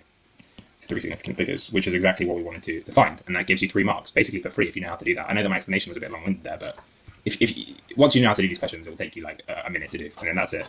Okay, so now finally for double I, so that was the entirety of I, now let's look at double I. With the variable y, which is normally distributed with a mean of mu and a standard deviation, sorry, not standard deviation, a variance of mu squared over 9. So the standard deviation is mu over 3, because it's the square root of mu squared over 9. Okay, and then we need to find the probability that y is greater than 1.5 mu. So obviously, because we don't know mu, we can't just plug this into our calculator, right? Mu is a variable. It can be sort of it doesn't have a fixed value, right? So we can't just plug it into our calculator and figure out the value. However, we can use z-scores, and you need to be able to use z-scores for your exam. And how this is going to work then is we're going to be able to basically convert this probability into another probability which we can calculate. So whenever you're using z-scores, effectively you're always just transforming your normal distribution. You're shifting it to the standard normal distribution with a mean of 0 and a variance of 1. So in order to do that, you always have to do, so in this case your x value is 1.5 mu, you always have to do x minus mu divided by sigma. So if the probability that y is greater than a is equal to p, right, then that is always the same as the probability that z is greater than a minus mu over sigma, where mu and sigma are the mean and standard deviation of y, basically, if y is normally distributed. And z is a normal distribution with mean 0 and variance 1. Okay, so this is true. This fact is basically true, and it's something you need to know. And in this case, it works really, really wonderfully, because we can actually convert probability that y is greater than 1.5 mu, where mu is a variable we don't know what it is, into the probability that z is greater than actually just a fixed number. So then we can just plug that into our calculator, as you'll see. So if we do 1.5 mu minus mu divided by sigma, we're going to get minus mu divided by sigma. In this case, sigma is the square root of the variance, and the variance we're told is mu squared over 9. So sigma, therefore, is going to be mu divided by 3. So we need to find the probability that z is greater than this. It still doesn't look too hopeful, but if we actually sort of clean it up, we're going to get 1.5 mu minus mu divided by mu over 3. So that's 0.5 mu divided by mu over 3, which is equal to 0.5 times 3 mu divided by mu. So the mu's there cancel out, okay? Which is wonderful. And then all of a sudden, this just gives us 1.5. So actually, the probability that y is greater than 1.5 mu is just the same as the probability that z is greater than this thing, which is actually just equal to 1.5. So it's equal to the probability that z is greater than 1.5, where z is normally distributed with a mean of 0 and a variance of 1. So we can just plug that into our calculator effectively. So you go to statistics, distribution, normal CD. Mean here is going to be 0, standard deviation is going to be 1, and we want to find, our lower bound here is 1.5, upper bound we can have just 1 times 10 to the 99, and that gives us an answer of 0.067, the 2 significant figures. I know I've been a bit simple with significant figures, but that should be fine for the marks. And that's correct. The probability that y is greater than 1.5 mu is just going to be 0.067. And yeah, and that's all you need to do for that question. Awesome. Okay, welcome back to OCR A, level maths 50, pure and stats 2018. Question number 9. We have a hypothesis test here, and it's absolutely crucial that you know how to format and carry out hypothesis tests. In this case, using a binomial distribution. You know, there are just certain things, I mean, it's happened probably to a lot of us before, where you just lost in marks on these sorts of questions, and it's not really anything to do with your intelligence, your ability. It's just to do with your exam practice, your exam technique, really. So let's make sure that doesn't happen in the real exam, and let's just lock in on this question here. So Bryony has 6-sided dice. And she believes that it's in favor of a 2. So in other words, that it's biased in favor of a 2.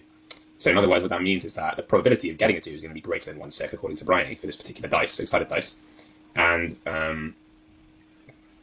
the reason for that is because, of course, a regular 6-sided dice has just 6 numbers on it, 1 to 6. And so the probability, and if it's fair, then we say the probability of getting any of those numbers is just 1 in 6. So if it's biased in favor of 2, that means there's a higher probability of getting a 2 than there would usually be. So the probability of getting a 2 is going to be greater than 1/6, according to Bryony. She doesn't obviously know exactly what it's going to be, but she's trying to basically test to basically prove or just to see whether or not it is biased. She's not really trying to prove anything. She doesn't know for sure, but she suspects that it's biased in favor of 2. And this test is going to sort of shed some light on that.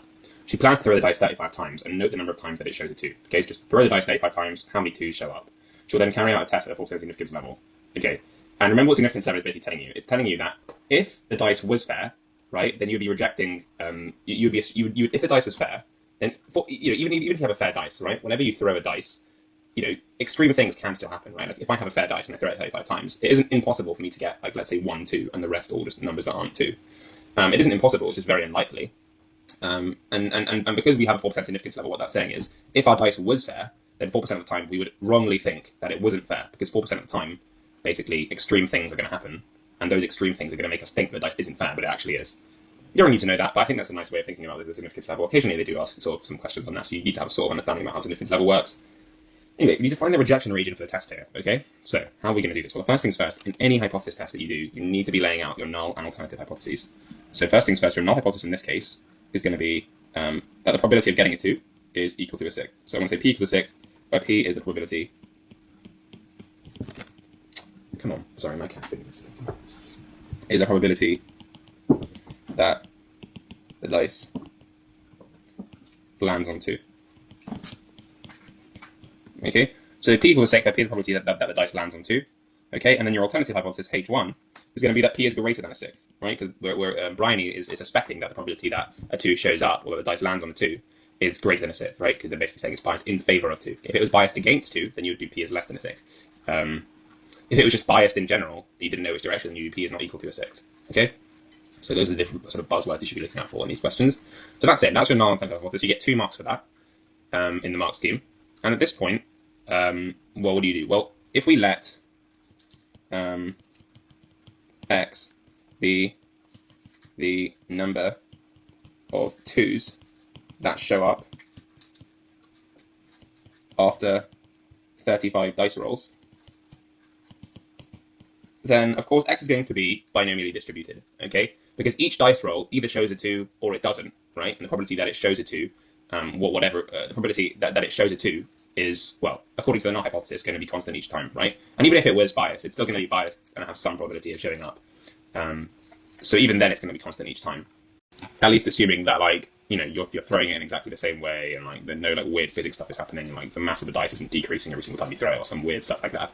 Then even if it was biased, you're still going to have a constant probability of a 2 showing up, right? Because if it's a bit heavier than if it's a bit heavier, in one area than it's supposed to be, right, and that means it lands on a 2 more often, it's going to be the same amount heavier there every single time you throw it. So it's going to be more likely to land on a 2 by the same amount each time. It's not like the probability that it lands on a 2 is going to be changing. So there's that, and of course each of the trials are independent here, right? We're just throwing a dice, so the first time we throw it, it doesn't really affect what happens the second time we throw it. The only thing that does affect it is the actual property of the dice itself, but that's in the sort of not what we're talking about here. We're talking about the throws themselves. The outcomes of the throws are independent of one another, right? So if I get a 3 the first time, it doesn't really mean I'm more likely to get a 3 the next time, okay? Just whatever happens is whatever happens, basically. Okay, and so therefore, for those reasons, we know that a binomial distribution is an appropriate distribution to model capital X in this case. So we have that capital X is distributed binomially, and you need to write this, by the way, okay? This sort of binomial distribution, you don't need to write that preamble, but you need to write this. It needs to be seen somewhere when you're working for a mark. Now, X is distributed binomially with n equals 35. So n is your number of trials. Of course, there's 35 trials, throwing the dice 35 times, and the probability of success is going to be 1 in 6, okay? Because the probability you get to is 1 in 6. According to the null hypothesis, remember, we always start by modeling whatever distribution we're working with, assuming that the null hypothesis is true. Okay, never ever assume that the alternative hypothesis. We want to basically assume that the null hypothesis is true, and then see based on how many times Bryony observes a 2, whether or not it actually is true according to our significance level. Okay, so never ever assume that H1 is true. Okay, so in this case, because we're assuming H0 is true, we have that P equals a 6. So this is what you need to write. Okay, X is distributed binomially with n equals 35, and P equals a 6. Okay, probability of success is a 6. Probability of getting a 2 is a 6 in this case. This is the fair dice case. So, effectively, for Bryony to actually reject the null hypothesis and accept the fact that the dice is biased in favor of 2, then Bryony would have to count too many 2s, right? The number of 2s that Bryony observes, capital X, would have to be greater than 5 or 6, right? Just intuitively, because if you have a fair dice, as we were talking about before, then there's a 1 in 6 chance that 2 comes up, and if you throw it 35 times, you should expect it to come up around 5 or 6 times, or quite close to those numbers anyway. So it should be a considerable amount above a 5 or a 6. Not like ridiculously above 5 or a 6, but it should definitely be higher than a 5 or a 6 by a fair amount. for us to think that the dice is biased towards a 2. So capital X should be greater than 5 or 6.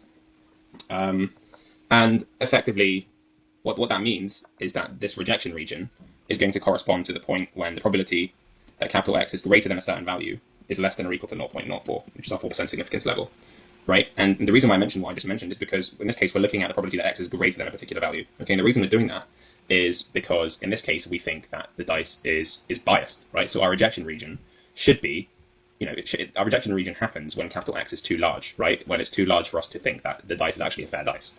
Okay, so as soon as X gets greater than a particular threshold value, which we'll call in capital A in this case, then the probability that effectively I get that value or any greater than that value is diminishingly small. And so therefore, I think that, this is ridiculously improbable to happen. So we can accept the alternative hypothesis and realize that the dice here is actually biased. Okay, so that's why we have probability X is greater than A instead of like probability of X being less than A. Okay, because if you do that, you're going to get the wrong answer. So you have to make sure that you're doing probability that X is greater than A here. Because just think about it intuitively, your threshold value capital A is going to be greater than 5 or 6. It's going to be like you're thinking about a case where you get a value of capital X which is too large, right? And for it to be too large, it's going to have to be greater than a specific threshold value. If it was too large and it was less than a specific threshold value, that wouldn't make sense because you'd be including things like 1 and 2, which are just quite small and obviously quite probable in this case. So that's why it's probability that capital X is greater than A. And we set that less than or equal to 0.04 because that's our significance level. Okay, so we want the probability that we observe a certain number of 2s to be quite small in order for us to reject the null hypothesis. And how small we want it to be is dependent on our significance level. In this case, it's 4%. So we want it to be less than or equal to 0.04. And then all you need to do at this point is you go to your calculator and you go to your binomial CD. So if I go to statistics on my CD50 distribution, binomial CD, I go to probability and I do 1 in 6, the number of trials is 35. And then I do a lower, my upper bound is going to be 35 in this case, right? Because I want to count all values of capital X greater than A. I want the probability that capital X is greater than a particular value of A. So that's obviously going to include 35, right? Because 35 is the highest possible number of 2s I could observe. So 35 is my upper bound, right? And my lower bound here, I'm going to put, well, you don't really know what you're going to put, but you're going to experiment with it a bit. So if I put the lower bound 8, then what you notice is that the probability that X is between 8 and 35, I think including those, is actually like 0.218. So that's actually quite a large probability. It's not less than or equal to 0.04, okay? So this probability, which is actually the same, by the way, as the probability that capital X is greater than or equal to 8, right? So the probability that X is greater than or equal to 8, in this case, is 0.218, right? Which is actually quite a large probability, okay? So that's not less than or equal to 0.04. Okay, and actually maybe I should say greater than or equal to 8 here, I think. I think that's what I should be saying, that's my bad. And then if I go up to 9, then I get the probability that capital X is greater than or equal to 9 is 0.116. So fairly smaller, quite a bit smaller than probability X is greater than or equal to 8. If I go to 10, then we're getting even smaller, we're getting closer to 0.04. The probability that X is greater than or equal to 10 is 0.055. Okay, so again, we're getting very close to that, like 5.5%, roughly, but these are all rough. There's still like some other significant figures, but I'm just ignoring them. And then, so what you actually need for the mark, by the way, is these 2 lines that I'm writing here. I'm just writing more to give you guys an idea of what we're doing here. And then once I go to 11, I realize, okay, so 11 actually gives me a p-value of 0.023. Okay? And so therefore, and of course 0.023 is less than or equal to 0.04, okay? And so therefore we have found our threshold effectively. Okay, so our threshold A is going to be 11 in this case. And what you want to write for the marks really are these 2 lines here, okay? You don't need to write the 8 and 9. You can experiment with your calculator and then just write the 2 lines. One of the lines has to be the probability of X being greater than your threshold value minus 1, so they see that you've been doing some trial and error basically. And then the other one has to be the probability of your capital X is greater than or equal to your threshold value, right? In which case, and you should show that that's less than or equal to whatever your significance level is, right, as a decimal. So in this case, we've done that, right? So A equals 11, right? And if, effectively what this is saying is if Bryony observes any more than 11 twos, then she is going to reject the null hypothesis and accept the fact that the dice is biased at the 4% significance level, okay? So we can say that the rejection region, remember they're asking you for the rejection region here, so rejection region is capital X greater than or equal to 11, okay? And that's all you need to do there, I think, actually, for the marks. Awesome stuff. Okay, welcome back. This is OCR A-Level Math Paper 2, Pure and Stats 2018. Question number 10. So we have a forest containing trees of one particular species or type. So there's only one type of tree in this forest, and Dipak wants to take a random sample of 5 trees from the forest. Remember that those words there, random sample, it's going to be important. He numbered the trees from 1 to 784, so that therefore means that there are 784 trees in the forest. And then using his calculator, he generated the random digits 1, 4, 7, 8, 1, 0, 4, 9. So he's basically just generating 8 random digits between 0 and 9 using his calculator. So far that aligns with the idea this is a random sample. However, the next part is a bit dodgy. So using these digits, Dipak formed 5 3-digit numbers. And the way that he formed these numbers is he took the first, second, and third digits, followed by the second, third, and fourth digits, third, fourth, and fifth, fourth, fifth, and sixth, fifth, sixth, and seventh, and sixth, seventh, and eighth digits. Now you might think that's 6 numbers, right? Because that would theoretically be 6 numbers, except he omits 810, right? Because if you look at this 8-digit string, the first number he picks is 147, which is the first, second, and third digits, which corresponds to the first, second, and third digits of that 8-digit string. The next number he picks is 478, which is the second, third, and fourth digits of the 8-digit string. Then he picks 781, and then you would assume that the next number he picks is 810, but he omits that, right? So actually he only has 5 numbers here, right? Because next you have 104, that's the 5th, 6th, and 7th digits, and then 49, which is the 6th, 7th, and 8th digits, same as 049, right? 049 is equal to 49. So why does he omit 810? Well, it's very simple. There are only 784 trees in the forest, okay? So there is no tree number 810, okay? And overlapping here, if you were to do something like say, oh, let's just say that tree number 785 is the same as tree number 1, that's also bad because then that means that some trees have a higher probability of being picked, which is not what you want when you have a random sample. You want each tree to have an equal probability of being picked. So he doesn't do that, and he just omits 810, which makes sense. So the answer that you should write down here is that there are only 784 trees in the forest. So tree number 810 does not exist. Right. Okay, moving on here. Explain why the picked sample is not random. Well, for a random sample, first thing we want is that each tree has an equal probability of being picked, and we also want to make sure that each choice is independent of all the other choices. Now, in this case, that's not true. There's clearly some dependence here, right? Once I know what the first choice is, in this case 147, the second choice has to start with the digits 4 and 7, in that order, right? So actually, in that case, given that I know the first choice, the second choice is extremely restricted, and it's very clearly dependent on the first choice. So I've lost my independence, and actually there are some choices of 5 trees which I just can never get because of the way that my digits chain together in a specific way. So that therefore means that effectively this is a problem, right? You shouldn't be using this sort of dodgy selection method to choose which 5 trees he visits. And ultimately the reason that you should be writing down is because each choice is not independent of all the other ones, okay?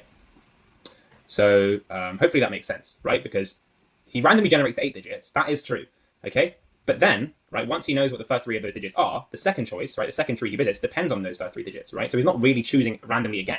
He's kind of just like the first 3 digits are whatever they are, and then he's kind of just, you know, from that point, what the second number could be is extremely constrained, because it has to start with 4 and 7, right? And then it could be any number from 470 to 479. But, you know, at that point, you have a choice which is dependent on the first one because it has to start with 4 and 7.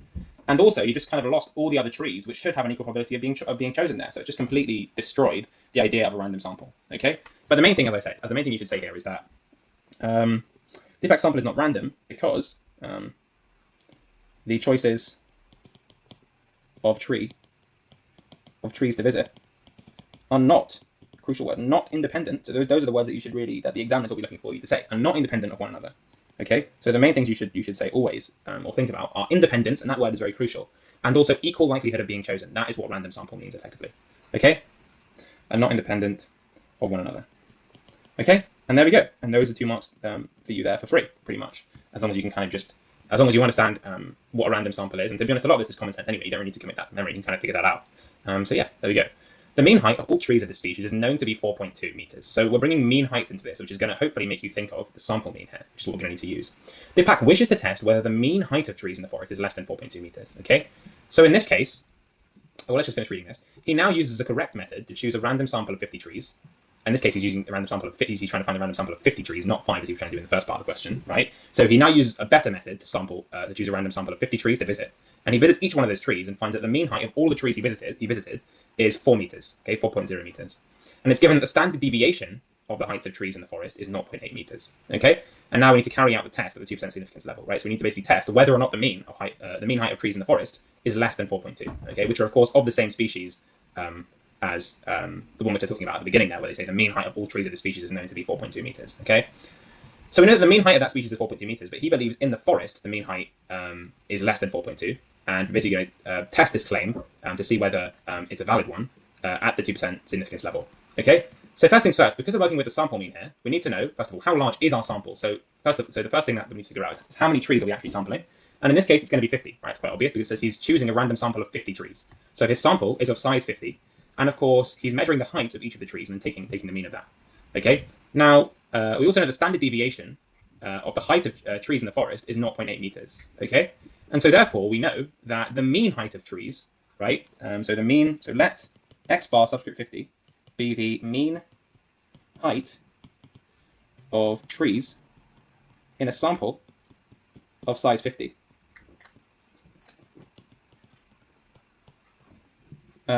Then you should know this is the standard thing that you should hopefully have memorized, or I think it's actually in the formula book as well for you, then we know from A level that x bar 50 is going to be normally distributed with a mean of mu, which is given to us in this case of 4.2, effectively, because it says that the mean height of trees in the species is 4.2, and a variance of, effectively, 0.8 squared divided by 50, okay, because we're told that the standard deviation of trees in the forest is 0.8, so the variance would be 0.8 squared, but of course we have to divide by n whenever we're talking about how the mean is distributed, okay, because if capital X is the, effectively, height of trees, is the height of a given tree that you're measuring, then capital X would be normally distributed with mean 4.2 and standard deviation 0.8. But because in this case we're not talking about the height of a particular tree and how that's distributed, we're talking about the mean height of trees in a sample of size 50, then we need to do sigma squared divided by n, okay, so for our variance. So our variance in this case is going to be 0.8 squared divided by 50, and this is just a standard formula, okay? And the reason why it's divided by 50 is because we have a sample of size 50 and we're thinking about the mean height, okay? And so that's effectively, well, that isn't where that comes from. You can derive this, but it's definitely not necessary for A levels. I'm not going to do it in this video, but if you are interested in that, I might do it in another video, okay? So if x bar subscript 50 is the mean height of trees in a sample of size 50, then we know that x bar 50 is distributed normally with mean 4.2 and variance 0.8 squared divided by 50. In this case, okay, and that's only actually assuming something which I haven't written down, which I should have already written down, hopefully. Hopefully you realize that I should have already written it down, is what I mean. Which is the null hypothesis. So the null hypothesis in this case is that the mean of all trees in the species is 4.2. So we can say that mu equals 4.2 is our null hypothesis, where mu is the mean of all the trees in the forest in this case, okay? So even though, the mean of all the trees in the species is 4.2, what we're actually testing here is whether the mean height of trees in the forest is less than 4.2, okay? So we're not talking about the mean height of trees in general, whether that's decreased, we're talking about whether the mean height of trees in the forest is less than 4.2. And so we assume, right, at the very beginning, that it is 4.2, and we're testing to see whether or not it has decreased, because we're saying, testing whether or not it's less than 4.2 now. Okay, so our null hypothesis is that mu equals 4.2, and our alternative hypothesis then is going to be that mu is less than 4.2, okay, where mu is the mean, mean height of all the trees in the forest. Okay, so that's our null hypothesis and our alternative hypothesis. And now we're actually justified in making this claim that I made at the very beginning, that x bar subscript 50 is normally distributed with mean 4.2, because assuming that the null hypothesis is true, then the mean height of trees in the forest should be 4.2 meters, and then our variance is going to be 0.8 squared divided by 50, right? Because effectively this is the mean height of trees in a sample, not just the height of a particular tree, in which case our variance would be 0.8 squared. It's the mean height of trees in a sample of size 50, so we have to basically divide the variance for one tree by 50, because we're dealing with 50 trees, so our variance is going to decrease. As effectively the variance of our mean is going to be, of the mean of all the heights 50 trees is going to be less than the variance of the height of a particular tree. Okay? Fine. So now that we have this, all we need to now do is basically see how likely it is that the mean height is 4, because remember, that's the height, that's what Dipak has measured here. Dipak took a random sample of 50 trees and finds that their mean height is 4.0 meters, okay? So how likely is that, right? Well, because he thinks the mean has decreased, then we're going to want to find the probability that the sample mean, when he takes the mean height of trees in a sample of size 50, is actually less than 4.0. You want this probability, right? The reason I want this exact probability, you could also say less than or equal to. For a normal distribution, it doesn't make a difference. Because, of course, the probability that capital X is equal to something for a normal distribution is always 0. It takes infinitely many values. It's like 1 over 30, effectively 0. The reason why we have a less than in this case is because Dipak thinks that the mean has decreased, right? So we want to know what's the probability that the mean is this low, effectively, right? Or any lower than that, right? So what's the probability that the mean of his sample of size 50 is 4 meters, or that it's less than 4 meters, right? And, is that probability less than our significance level, which in this case is 2%. So is that going to be less than 0.02? Well, let's see. Okay, because it's a one-tailed test, because we have mu less than 4.2. So what is the probability that x bar subscript 50 is less than 4.0? So at this point, you need to use your calculator, and you go to statistics, distribution, normal CD, or cumulative distribution. Your lower bound in this case is going to be minus 1 times 10 to the 99, because you don't really care. You want x bar 50 to be greater than, it's not greater than anything, it's just kind of greater than everything, sort of from negative infinity all the way up to 4, effectively. Or not really, sorry, it's not really greater than that, but like, we're not saying that x bar 50 is greater than anything in this case, right? So our lower bound is going to be as small as we can make it, right? Because effectively what we're saying, sort of informally, is what's the probability that minus infinity, the x bar subscript 50 is between minus infinity and 4.0, right? This is kind of what we're saying, except on your calculator, you can't actually put minus infinity as a lower bound. So you just put minus 1 times 10 to the 99 instead, or a very, very small number. My upper bound in this case is going to be 4, because I want x 50 to be less than 4. And my standard deviation, remember, 0.8 squared over 50 is my variance, so my standard deviation here is going to be the square root of that, which gives you 0.8 over the square root of 50. So you put that as your sigma. And then put enter, and what you actually get for this probability is 0.0385, which is actually greater than 0.02.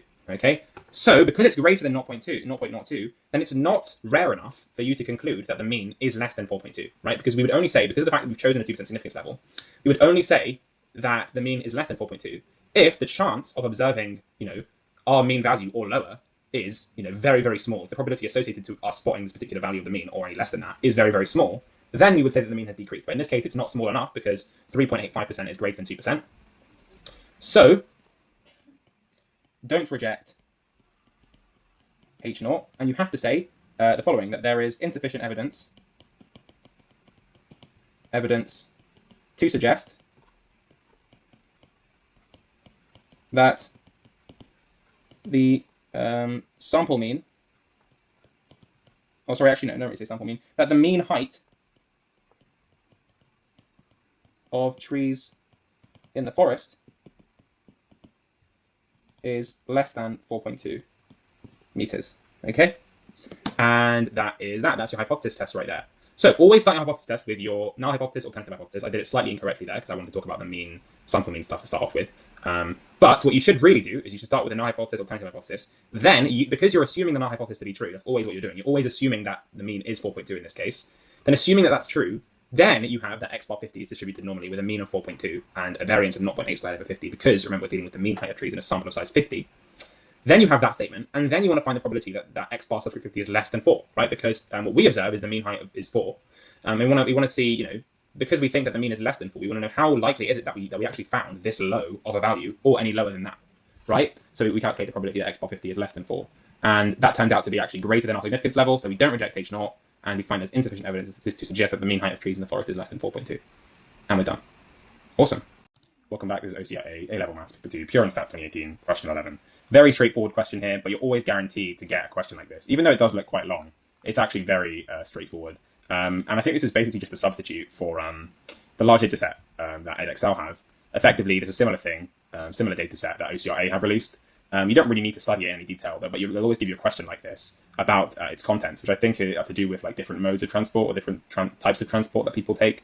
I'm not entirely sure, but I think that's it. It doesn't really matter. All you need to be able to do is answer the questions they give you, and there's not really a way to prepare for it. It's kind of commonsensical when they do ask the questions, and you'll see what I mean as you move through this question.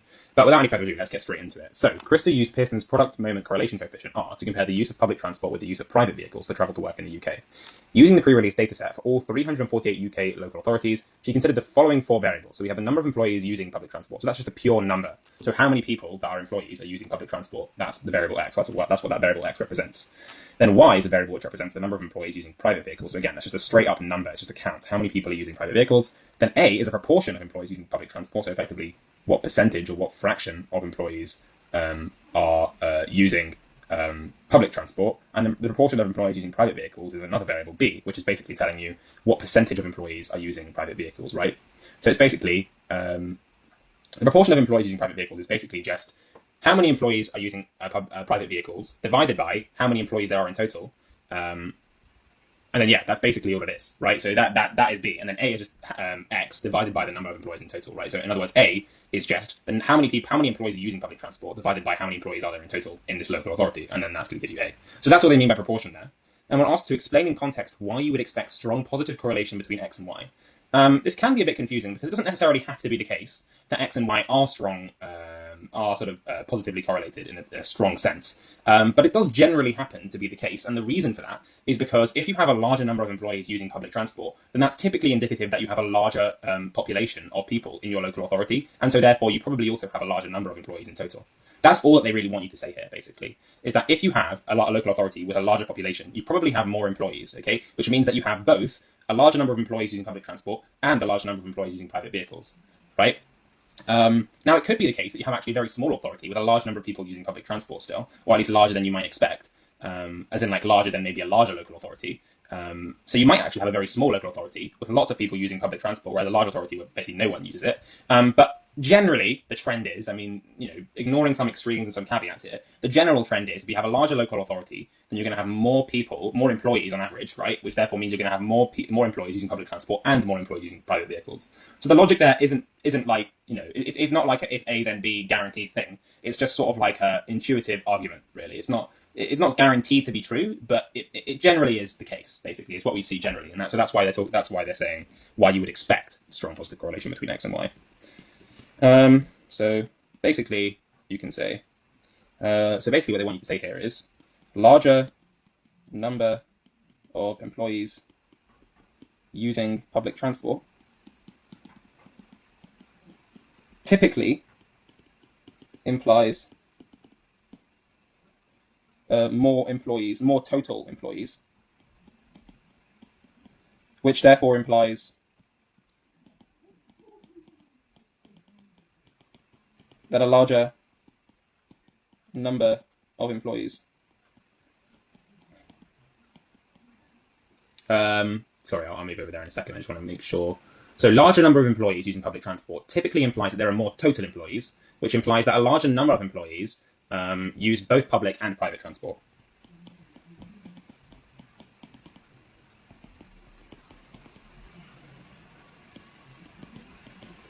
And maybe you can improve this by not using implies twice, so you can say suggests here. So a large number of employees using public transport typically suggests that there are more total employees, which implies that a larger number of employees use both public and private transport, right? So therefore you would see a larger number of employees using public transport, using private transport as well, right? Which is basically the point here, right? So all I've said here is that if you have a larger number of employees using public transport, you typically have a larger local authority, and there's more employees in that local authority because it's larger.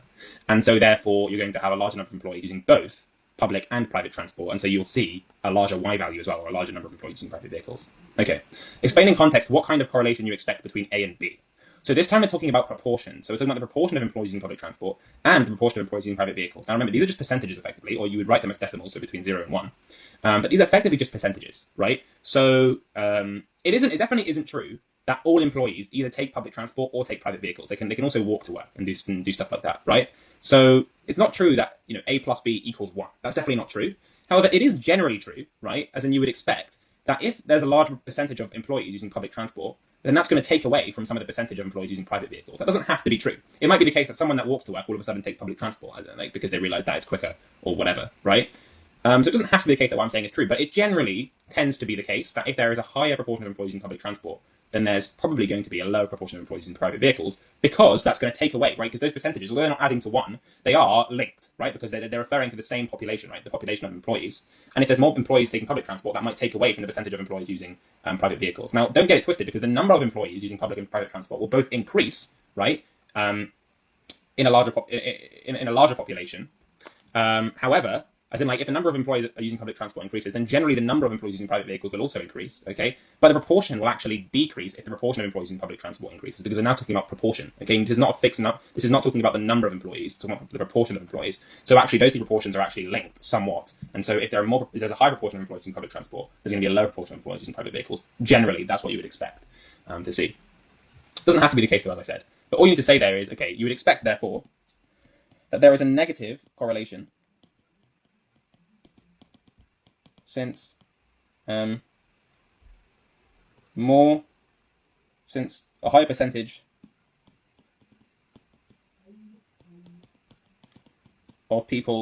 of employees traveling to work using public transport leaves less people, or a lower percentage of the population, of the employees, do travel to work via private transport.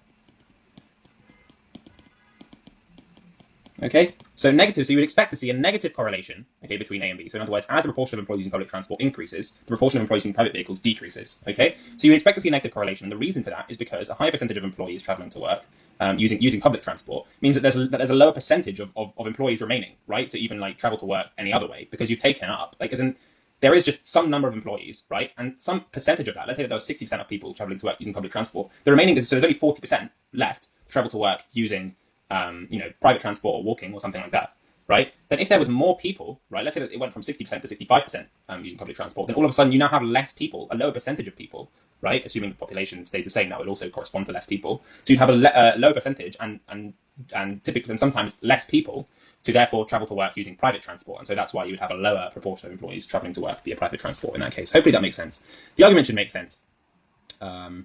Although it can be a bit confusing because it's a positive correlation to the number, but the proportion is a negative correlation. Okay, anyway, Krista also considered the data for the 33 London boroughs alone, and she generated the following scatter diagram.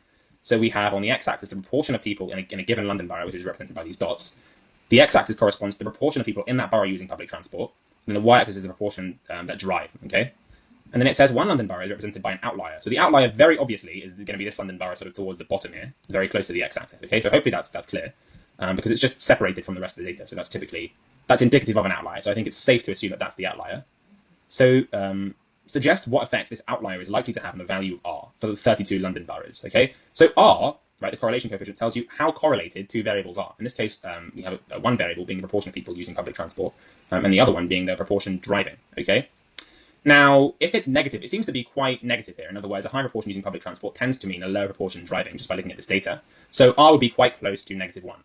However, as I start to introduce more and more outliers, that means that my two variables become less correlated. So it's going to increase from -1 and get closer to 0. 0 just means there's no correlation at all. -1 means it's negatively correlated. And as you add more outliers, the correlation becomes less clear, right? Because effectively there's more and more data points whereby, you know, you might have a low proportion using public transport and a low proportion driving, or a high proportion using public transport and a high proportion driving. So there's no like clear negative link. In this case, it's only one outlier, so it's not going to have the biggest effect, but it still is going to have an effect on the value of R for 32 London boroughs, right? And it's going to increase the value of R or make it less negative. Okay, making it less negative, making it more positive, so increasing it, right? Because typically here, it's just, if the outlier wasn't there, it'd be quite close to -1. You're adding in outliers, it's going to make it less correlated, so therefore R increases. Okay, that's all you need to say there. So that's II part A. So II part A, value of R increases or becomes less negative.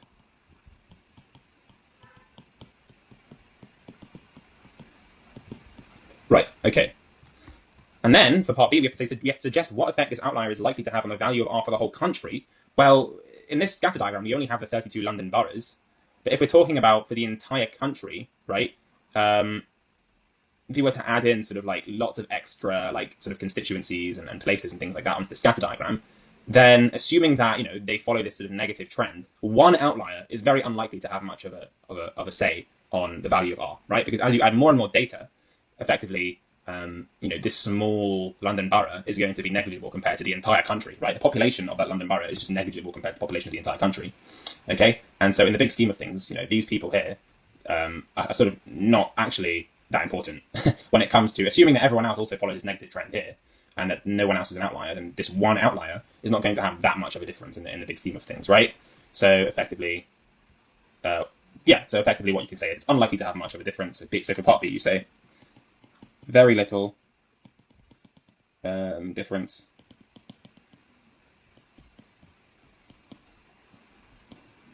and you could also say the population could also say the population of that borough is negligible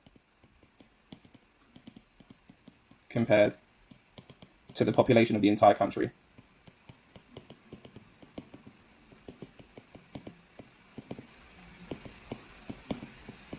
Okay, and that's all you really need to say there.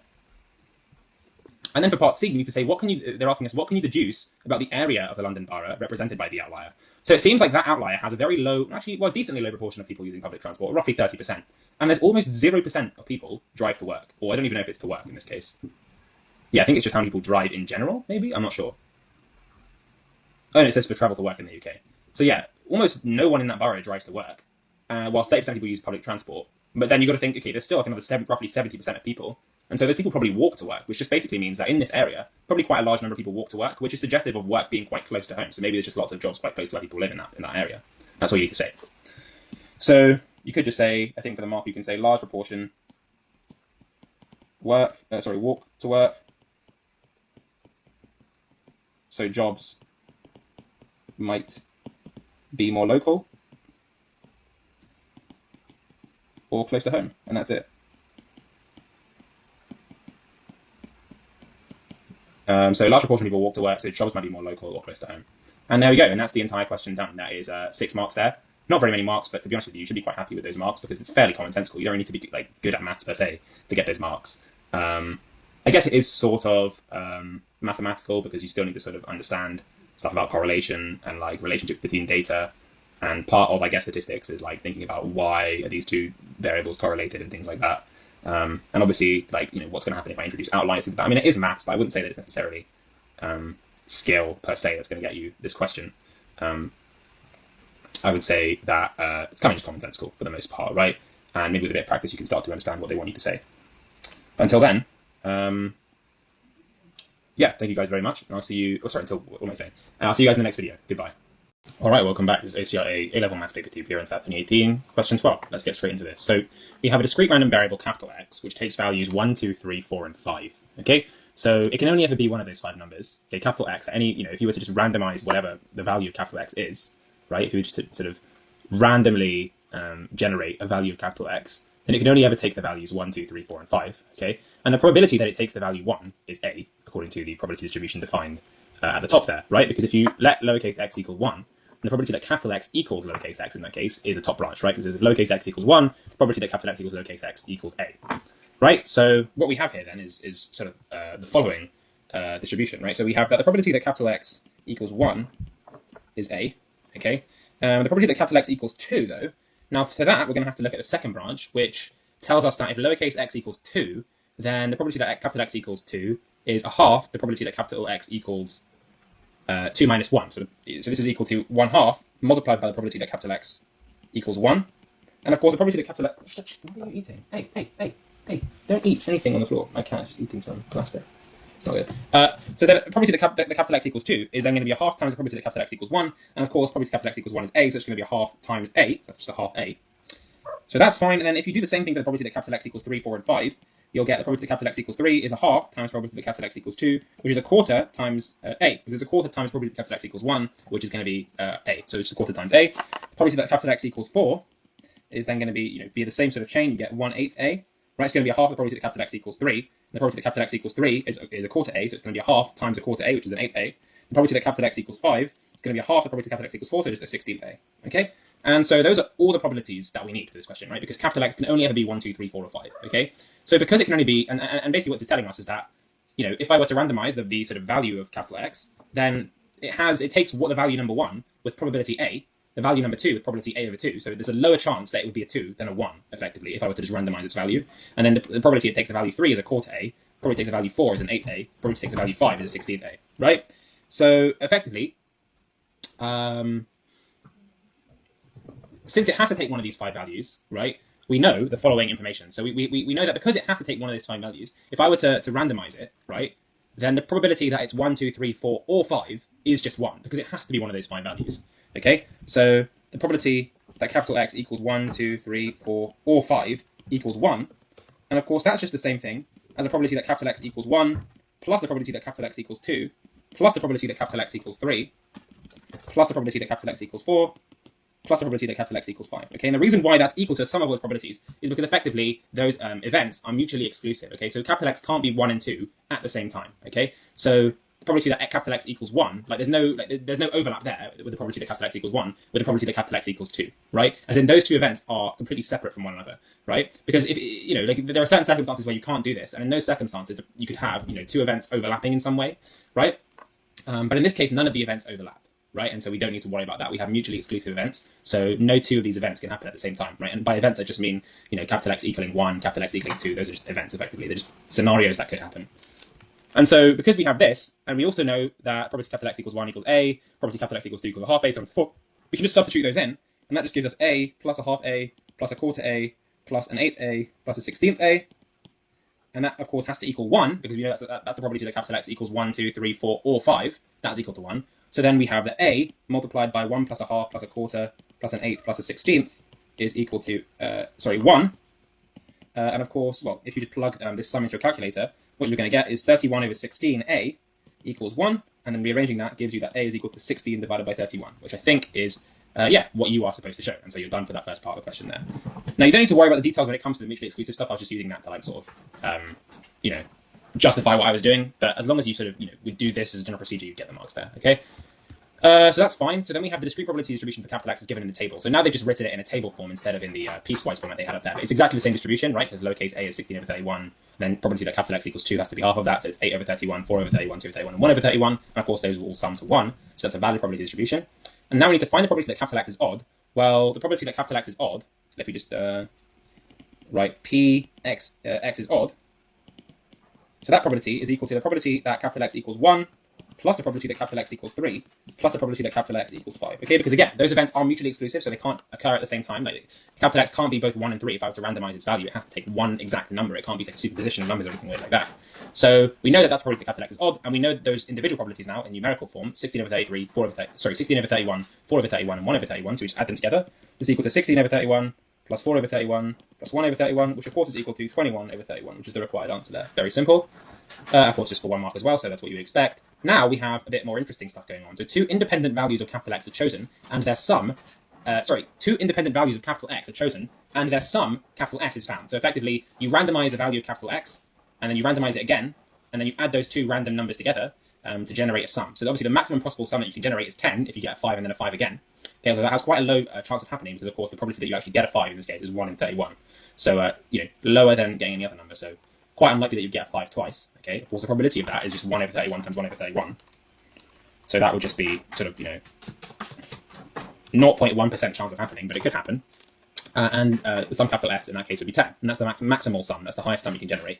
But we need to find the probability that capital S is odd. So there are a couple ways to do this. Obviously, because the maximum sum is 10, you could either say, okay, capital S, if capital S is odd and it's less than 10, it has to be 1, 3, 5, 7, or 9. And of course, it can't be 1 because the lowest possible sum would be 1 plus 1, which is 2. So it can never be 1.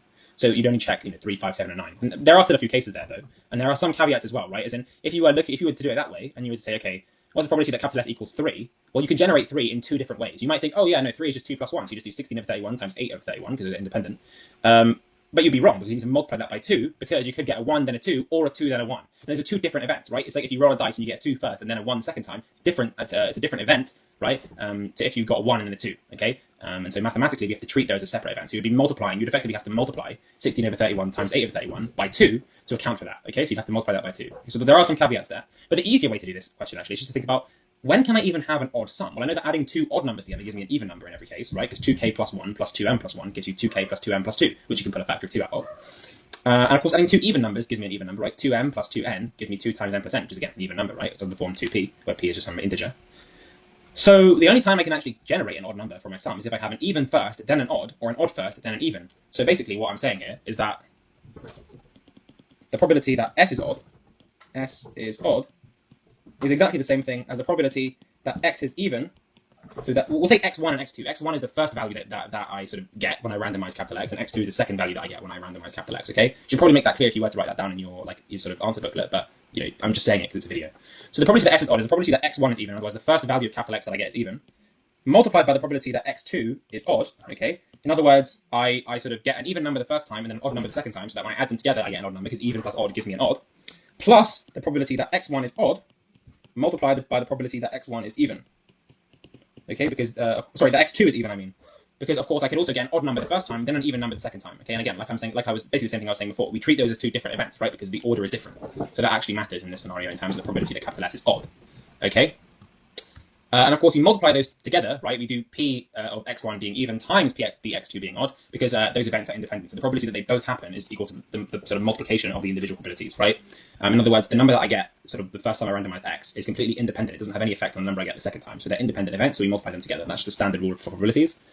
And so when we do this, well, this is a lot easier for us to do than necessarily going through every single case because there are some caveats with that, although albeit not too complicated. And also it's just a bit long. It's a bit long-winded. It's not too long. You can still do it, but and it's the way I did it the first time. To be frank, but I think this is a lot easier or a lot quicker if you just do it properly and you actually spot it. But that's another thing. Spotting it in the exam could be harder. So is it actually worth it? I don't know.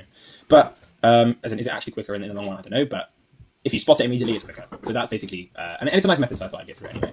And the reason why it's quicker in this case is because the probability that x1 is even is just equal to the probability that capital X is even, right? And that's the probability that capital X equals 2 plus the probability that capital X equals 4, right? Because the probability that capital X is even means that capital X would have to be 2 or 4 because 1, 3, or 5 are odd.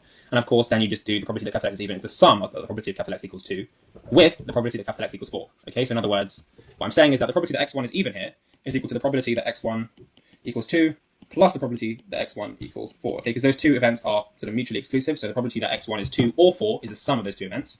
Then you multiply that by the probability that x2 equals 1, 3, or 5, which is also equal to the sum of probability x2 equals 1 plus probability x2 equals 3 plus probability x2 equals 5. And then to that, you plus the probability that x1 equals 1, 3, or 5, multiplied by the probability that x2 equals 2, or 4. And of course, the probability that x2 equals 2 or 4 is the same as the probability that x1 equals 2 or 4, right?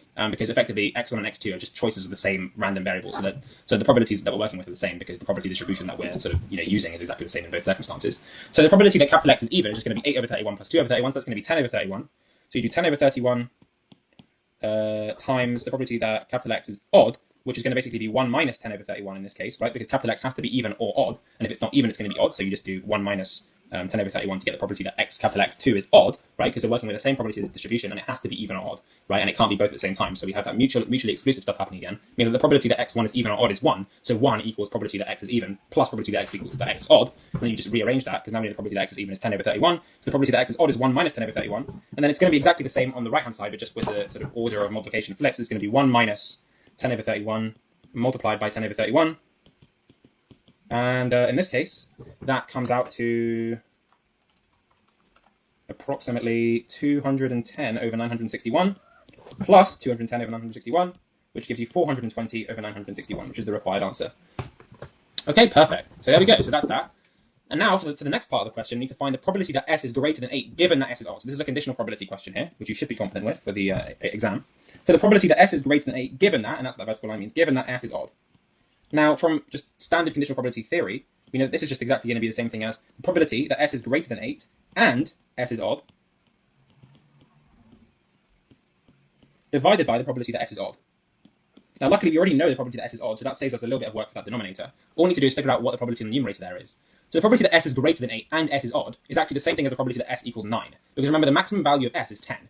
And if s is greater than 8, then it can only be 9 or 10. And 10 is even, so if it's greater than 8 and odd, it has to be 9.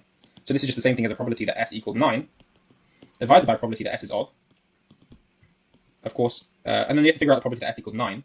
Well, the only way to make 9 using, remember that s is just basically capital X1 plus capital X2, right? Where X1 is my first choice, not my first sort of instance of capital X. If I were just to randomize it, like for the first time, the number I get, that's capital X1. And capital X2 is what the number I get when I randomize it again, or the second time, right? And then capital S is the sum of those two numbers. So it has to be the sum of two numbers between 1 and 5, and that has to make 9. So the only way to do that is 5 plus 4, or 4 plus 5, right? It could be in any order, right? Because the two separate events that I've already been talking about. There's no other way to do it, right? Because 4 plus 4 is 8.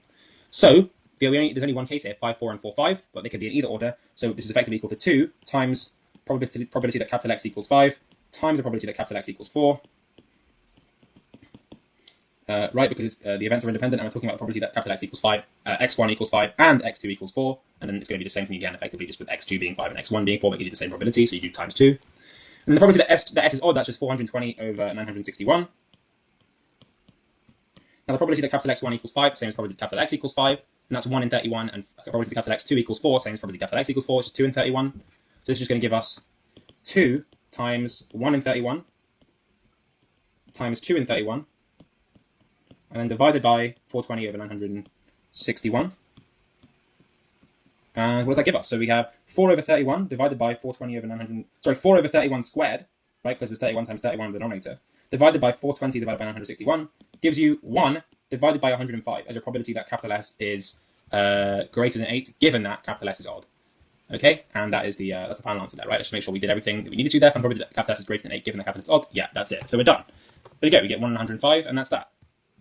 Right, moving on. Sheila sometimes needs several attempts to start her car in the morning. She models the number of attempts she needs by the discrete random variable capital Y defined as follows. The probability that capital Y equals lowercase y plus 1 is equal to a half times probability that capital Y equals lowercase y for all positive integers lowercase y. Remember, obviously, all positive integers lowercase y means that lowercase y is greater than or equal to 1, so it can't be 0, and it has to be 1, 2, 3, 4, 5. It can't be like e or anything like that. It can't take e attempts to start the car. It doesn't make any sense. So, if we just start working with this, it's a little bit weird to decode this, but you should see the pattern fairly quickly if you experiment a bit with it. So if I think about the probability that capital Y equals 2 has to be equal to the probability equal to a half, the half times the probability that capital Y equals 1, right? And we can call the probability that capital Y x, it equals 1x. So we can call the probability that capital Y equals 1, we can call that probability x. So that effectively, probability that Y equals 2 is equal to a half x. And then of course the probability that Y equals 3, if lowercase y is 2, then that gives us, within this equation, the probability that capital Y equals 3 is equal to a half times probability that capital Y equals 2. Probability that capital Y equals 2 is equal to a quarter x, right? So that gives us a quarter x. And then you would spot, the following pattern. The probability that capital Y equals 4, that's equal to 1/8 x. probability, for some reason this is not letting me write super nicely. Probability that capital Y equals 5, you would get 1/16 x, and so on and so forth. And you would very quickly spot this pattern, right? So the probability that capital Y equals n, right, for some positive integer n, seems to be equal to 1 over 2 to the power of n minus 1 multiplied by x, right? So, you can just verify that with all the other examples. So the probability that capital Y equals 3 is 1 over 2 to the power of 3 minus 1, which is 1 over 2 squared, so 1 over 4, times x. So that's correct, and you can verify the other ones. It appears to be true, and you can definitely prove this sort of thing, basically by induction, because that's sort of what this equation is, how this equation is basically working. It's very, very, it works very nicely with induction. But actually, you don't need to know induction for A level, so let's not bring that up anyway. I just sort of was thinking that as someone that has studied it, but don't worry about that. You definitely don't need that for this question anyway. That's just me going off on a tangent. But you do need to spot that general pattern, right? It basically seems to be halving each time you increase the value of lowercase y by 1, right? The probability.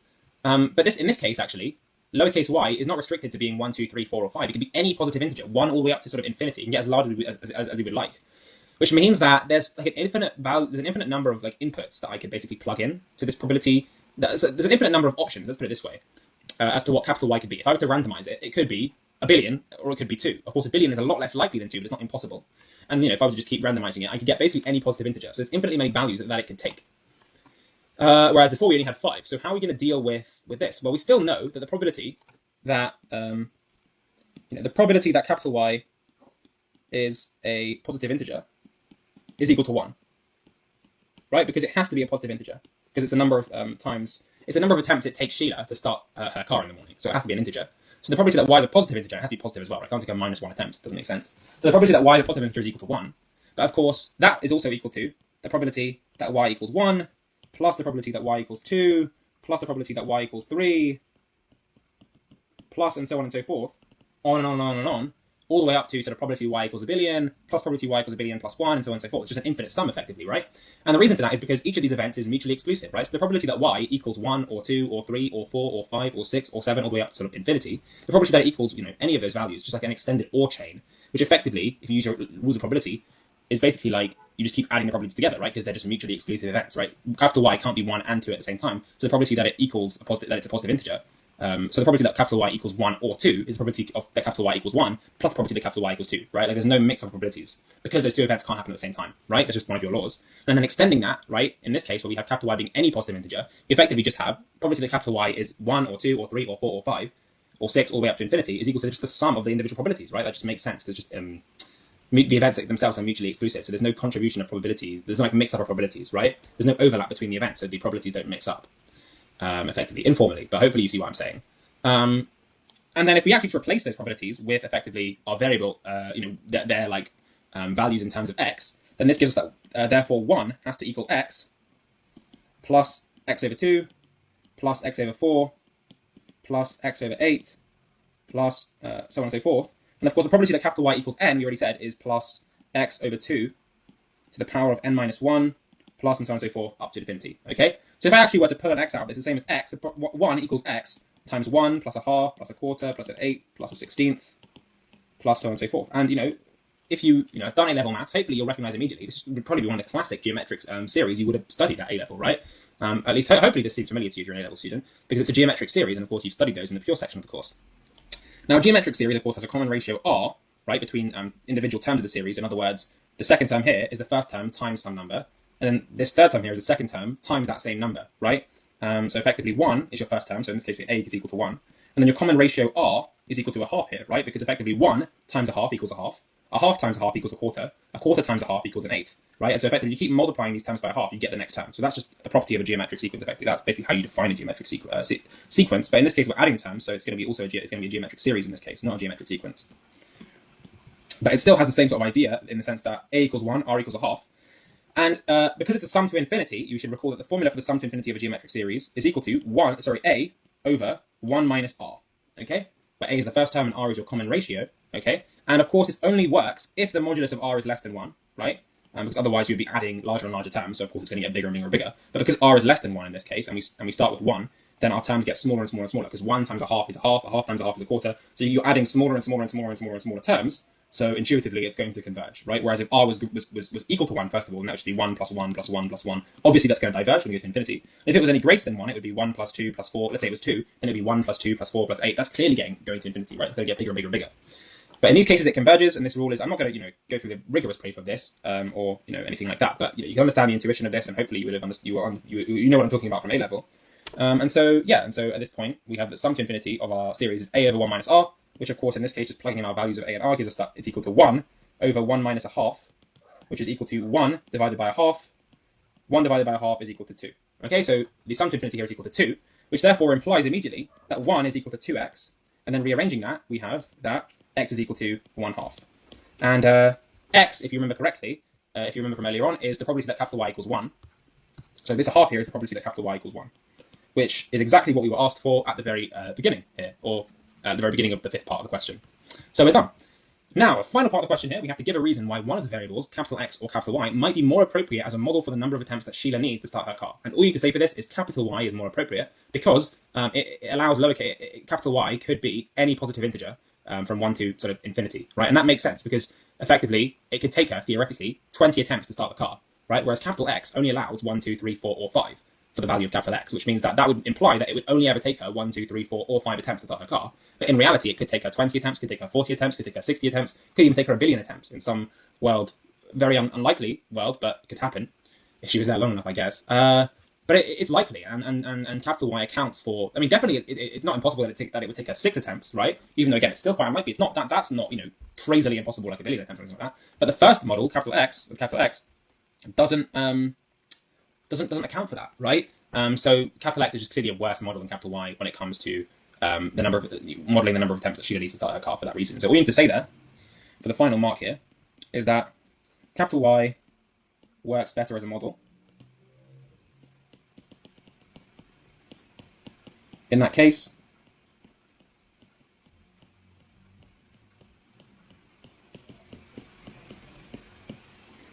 as it allows any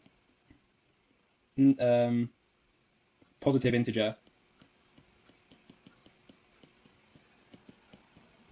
Sorry, by the way, it's taking me a long time to write this because my iPad's kind of not responding very well to this. Takes any positive integer number of attempts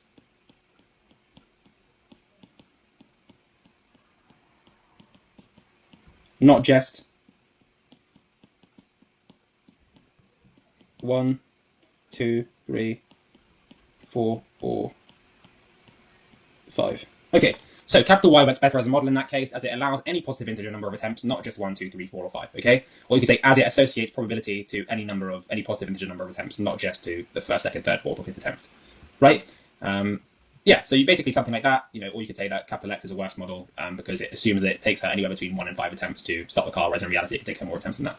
Something like this will do the job and get you the mark. That's just 1 mark, so yeah, don't write too much, but yeah, as long as you sort of make the idea clear there, it should be fine. Alright, thank you guys for watching, see you guys in the next one, goodbye. Okay, welcome back, this is OCR A-Level Maths Paper 2, Pure and Stats 2018, question 13, the final question in the paper and in the statistics section of the paper.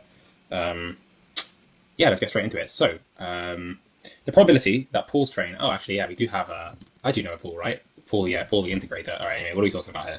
The probability that Paul's train to work is late on any day is 0.15, independently of other days. The number of days on which Paul's train to work is late during a 450-day period is denoted by the random variable capital Y. Okay. Find the value of lowercase a such that the probability that Y is greater than A is approximately 1/6. Okay, so the probability... So what we want to find is a value of lowercase a, in other words, a number, such that the probability that Paul's train is late, greater than A days is roughly 1 in 6. Okay, fine. First things first. So Paul's train is either going to be late or not late. So it's a sort of binary event in some senses, right? He's going to be late or not. So that's already indicative of using some sort of binomial distribution here. We also have a constant probability, right, and independence of events, right? Because every single day, whether the train is late on one day doesn't affect whether the train is late on the other day, or on like the next day, for example. So if the train is late on, let's say, Monday, it doesn't affect whether or not it's going to be late on Tuesday. So that gives us our independence there. So therefore, we do know that a binomial here is actually going to be a good approximation for the value of capital Y, which of course is the number of days in which Paul's train is late to work during a 450-day period. So lowercase n in our binomial will be 450 as well.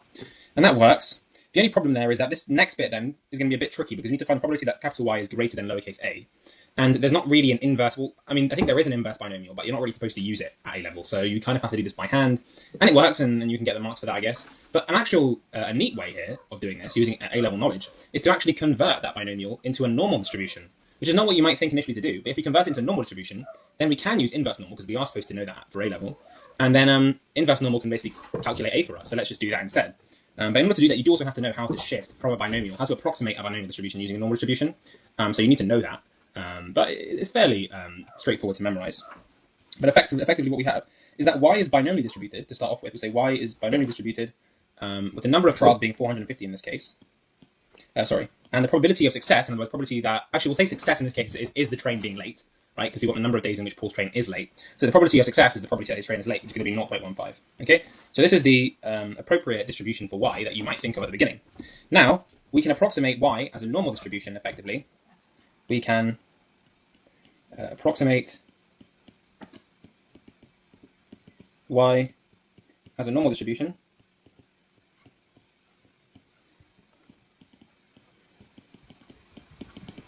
so that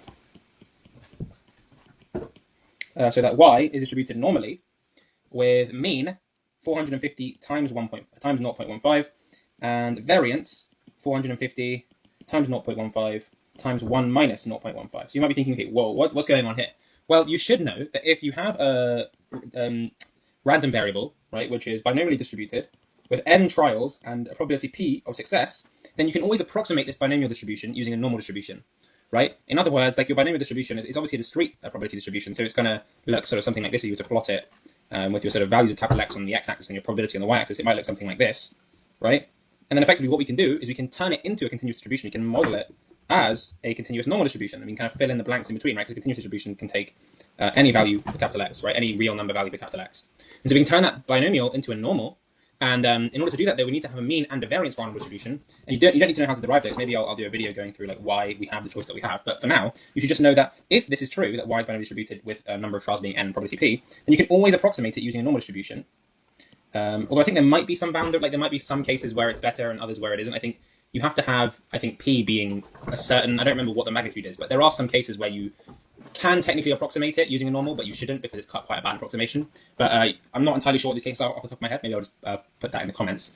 But there are some cases where you shouldn't do this, but in this case it's perfectly fine to do it. It's what the Marx team did. So in general, if you have a binomial distribution, as in if y is binomially distributed with the number of trials being n, probability of success being p, then you can always approximate it, you can always choose to approximate it by using a normal distribution with mean np and variance np multiplied by 1 minus p. Okay? And that's basically that, right? So in this case, that NP is going to be 450 times 0.15, and that's why I wrote 450 times 0.15 in the place where, to represent the mean of my normal distribution to approximate this binomial distribution, right? Because that's just NP. Then NP times 1 minus P is going to be 450 times 0.15 times 1 minus 0.15 or 0.85.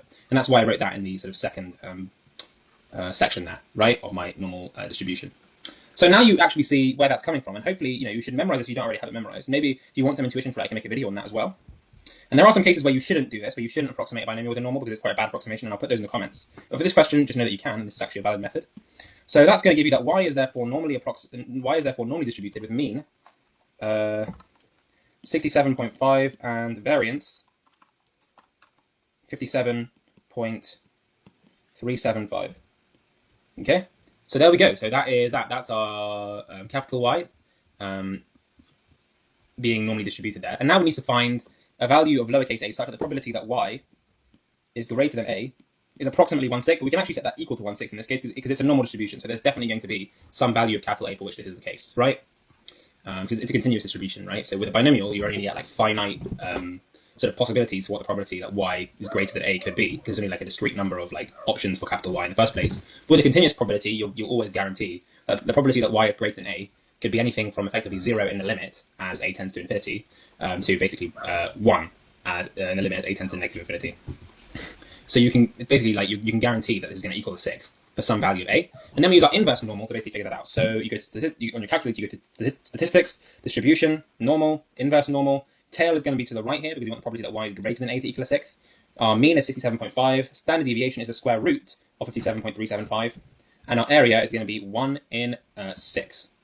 And if you do that, you should get that a, lowercase a, is going to equal 74.8278, some other stuff, which is approximately 74.8. Okay, so that's our value of a, for which probability that y is greater than a is equal to a sixth. Okay, but remember, in our question, y is distributed binomially, right? So a can't actually be 74.8, because it can't be late 74.8 days. It can only be late an integer number of days. So we have to choose what we do with this. Now, if you go back to the binomial distribution, so you go to your calculated distribution binomial CD, and you go probability, in this case is 0.15, num trial is 450, and then you go from 74, or sorry, because you want probability that y is greater than a. So if you let a equal 74, that would be the probability that y is greater than 74.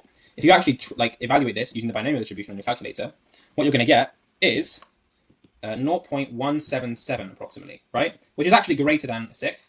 And if you do the probability that y is greater than 75, then you're going to get, using the binomial distribution, you're going to get approximately 0.146. So this one at the top here, I think, is closer to a sixth, if I'm thinking correctly, because a sixth is like 0.1666 and so on and so forth. So if it were me, I would go with a equals 74, but I don't think you get penalized if you put a equals 75, okay? But it has to be an integer because of the context of the problem, where we're talking about the number of days where a trade is late. You only use the normal to basically make that easier to calculate, because you can use inverse normal. But then because it's a continuous distribution, you get funny things like lowercase a is 74.8, which doesn't actually work with the binomial. So we have to basically think about which integer to represent our solution as by plugging in 74 and 75. But it just makes that process quicker, because otherwise you have to evaluate it and do trial and error, which I guess maybe is equally as quick, I don't know. But also it's just nice because you have a really good method here, which can be marked. Because if you do it trial and error, there's not much to write down except I use trial and error, so it's kind of a bit sketchy for the examiner, a bit dodgy. But yeah, there we go, so that's 3 marks.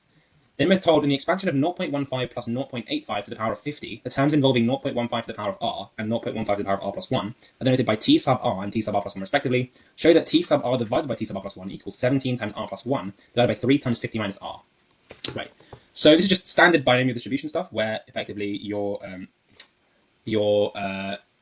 in this case, if you were to think about it as sort of x plus a to the power of n, is going to be 50, right? So your power in this case is 50.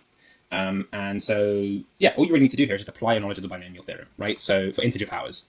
So we have 0.15 plus 0.85 to the power of 50. And of course, if you were to start writing this out, you would put 0.15 to the power of 50, add 50, choose 1, times 0. Times 0. Did I say 0.85 to the power? 0.15 to the power of 50. Add 50, choose 1, times 0.15 to the power of 49, times 0.85, and then so on and so forth. But the actual term, the term with 0.15 to the power of r, is of course going to have a general form 50 choose r, right? Because the coefficient is always 50 choose r for the rth term in your expansion, right?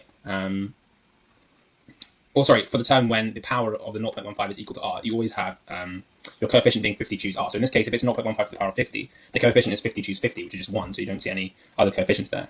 Whereas in this case, when it's 49, it's 50 choose 49, which is actually the same as 50 choose 1, right? Because it's just 50 factorial over 49 factorial times 1 factorial, which is just 50. But it's the same as 50 choose 1. So effectively, it's always, if you have 0.15 to the power of r, then your coefficient is going to be 50 choose r. Okay, that's just standard binomial stuff. You should know the connection, the relationship between the choose function and those coefficients. If not, if you're unsure about that, I can also make a separate video on that, but I'm assuming you're confident with that. So then you know the coefficient here is going to be 50 choose r. And of course, as we were already talking about, it's going to be 0.15 to the power of r. And then, because you know that your n is 50, right, effectively you must have that your 0.85 is going to be to the power of 50 minus r. Okay? Yeah. Okay, so that's basically going to be that, right? So that is your t sub r in this case, right? So you're going to have 50 choose r as your coefficient, 0.15 is going to be to the power of r, and then you're going to have 50 minus r because your power is 50, so you're basically choosing r 0.15s, and the rest have to be effectively you have to choose 0.85, so it's going to be 50 minus r, remaining choices for 0.85, they're going to multiply together to give you 0.85 to the power of 50 minus r, and so when you combine everything, you get this as your t sub r, and then you can just plug in you can just replace r with r plus 1 to get t sub r plus 1, which is going to be, in this case, this is for some reason not showing up on the screen. Why is it not showing up? For some reason my iPad is, oh, there we go. So then we're going to have t sub 1 is 50 choose r plus 1, t sub r plus 1 is going to be 50 choose r plus 1, times 0.15 to the power of r plus 1, times 0.85 times 50 minus, in brackets, r plus 1, which is actually going to be equal to 50 choose r plus 1, times 0.15 to the r plus 1, times 0.85 to the 49 minus r. Okay, so that's that. Now we were asked to find t sub r divided by t sub r plus 1. So let's do that. So t sub r divided by t sub r plus 1 is just going to be equal to effectively 50 choose r divided by 50 choose r plus 1 multiplied by 0.15 to the r divided by 0.15 to the power of r plus 1 multiplied by 0.85 to the power of 50 minus r, and then divide that by 0.85 to the power of 49 minus r. Okay? So cleaning up these terms one by one, first of all, let's deal with the choose stuff. So 50 choose r is equal to 50 factorial divided by r factorial times 50 minus r factorial. Okay, that's just the definition of 50 choose r. And then we're dividing that by 50 choose r plus 1, which is 50 factorial divided by r plus 1 factorial multiplied by 50 minus r plus 1, which is going to be 49 minus r factorial. Okay, so this is basically what we're doing at that point. And then, of course, this is going to be the same as multiplying by the reciprocal. So you can just effectively say this is the same thing as multiplying by r plus 1 factorial. For some reason, it's really not like letting me write this very quickly, and it's quite annoying. Multiplied by 49 minus r factorial divided by 50 factorial. So those 50 factorials obviously cancel out. Then r plus 1 factorial divided by r factorial is just going to be r plus 1. Because r plus 1 factorial is r plus 1 times r minus 1 all the way down to times 1. But it's effectively the same thing as r plus 1 times r factorial. Right, so effectively what we have here is just r plus 1 times r factorial. And then times 49 minus r factorial. Right? And then we're dividing that by, let's put this in brackets, then we're dividing that by r factorial times 50 minus r times 49 minus r factorial.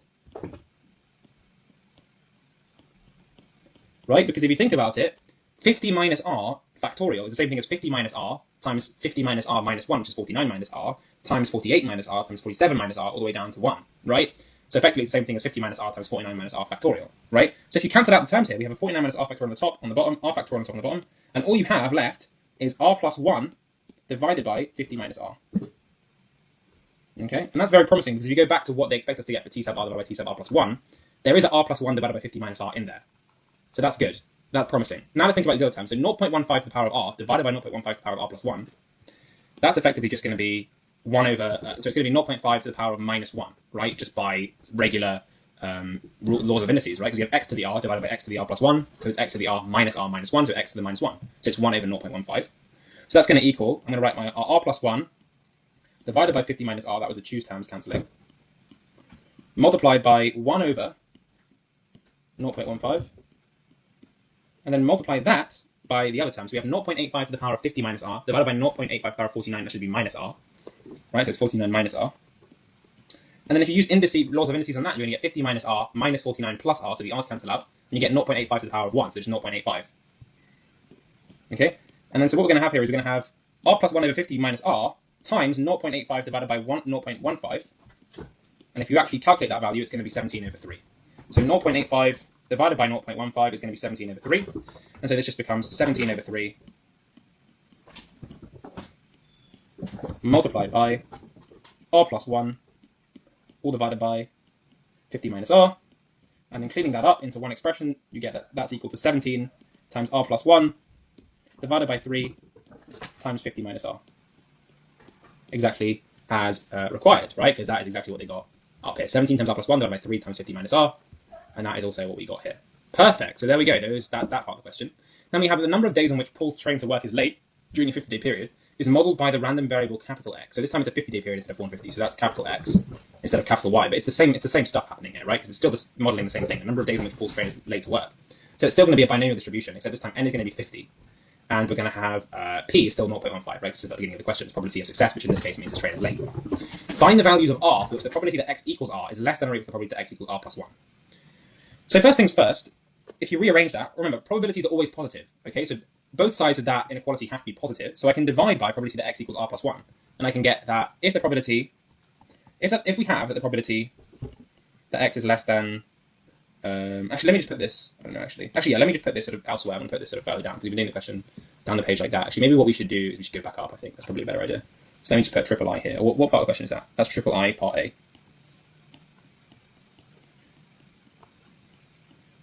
Okay, so let's zoom in on triple I part A. That's me. Okay, so if the probability that capital X equals R if the probability that capital X equals R, in other words, the probability that Paul's train is late exactly R days out of 50, if that's less than or equal to the probability that capital X equals R plus 1, then we know that. Then we have that the probability that capital X equals R, sorry, it's really not letting me write this very quickly, I apologize, divided by the probability that capital X equals R plus 1 is going to equal 1. It's going to be less than or equal to 1, sorry. Right? Because if you just divide both sides of that inequality by the probability that X equals R plus 1, you get this statement here. Okay, and because you know that probabilities are positive, you don't have to worry about flipping the sign of the inequality or anything like that. So the probability that capital X equals R divided by the probability that capital X equals R plus 1 is less than or equal to 1. You might think, okay, why are you writing it like this? Well, I'm writing it like this because that looks sort of similar to what we proved in part II, because it's a ratio, and you have an R and R plus 1 in there, so let's think about how it's related. Well, we know that because it's the same as effectively the, because it's modeling the same thing as the variable capital Y, you know the distribution is the same as I was already talking about. So we know that X is distributed binomially with a number of trials being 50 in this case, it's 50 days.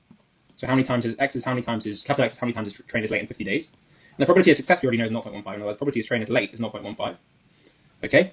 And so we know the probability that capital X equals R, right? This is standard binomial stuff. Okay? So for a binomial distribution, the probability that capital X equals R in this case, given that n is 50 and R is 0.15, is actually going to be 50 choose R, right? Because it has to be late exactly R days, right? So it's going to be 0.15 to the power of R, because it's late on one day, another day, and then you just multiply all those days together to give you, because it's going to be R days in total, it's going to be 0.15 times 0.15 R times, right? Because that basically represents how many times it's late, which in this case we're setting to be equal to R, right? So 0.15 to the R is just telling us that's going to be late R days. And then the other 50 minus R days is going to not be late, so it has to be multiplied by 0.85 to the power of 50 minus R. And then the 50 choose R is basically representing how many ways we can achieve those R days being late, because it doesn't have to be the first R days, it could be like the first R minus 1 days and then another day like later on or something like that, right? So 50 choose R is how many ways that can happen. And actually, if you look at this is actually exactly the same as T sub R that we wrote out before, right? T sub R, 50 choose R times 0.15 to the R times 0.85 to the 50 minus R. That's exactly the same as T sub R. So this is actually just T sub R. And so therefore, of course, we know that the probability that X equals R plus 1 is just going to be T sub R plus 1, because you can replace all those R's with R plus 1s, and it's going to look exactly the same as T sub R plus 1, right? 50 choose R plus 1 times 0.15 to the R plus 1 times 0.85 to the 50 minus R plus 1, or 49 minus R, which is going to be T sub R plus 1. So, now, our inequality actually becomes T sub R divided by T sub R plus 1 is less than or equal to 1, right? So we have that T sub R divided by T sub R plus 1 is less than or equal to 1. But we already know what this ratio is equal to, right? So that implies that, and if we go back to II, we've already proven that this is equal to 17 times R plus 1 divided by 3 times 50 minus R. So that implies that 17 times R plus 1 divided by 3 times 50 minus R is less than or equal to 1. And now rearranging this, we're going to get that 17R, that implies we can multiply both sides by 3 times 50 minus R, which is guaranteed to be positive, because remember, it's representing a probability, okay?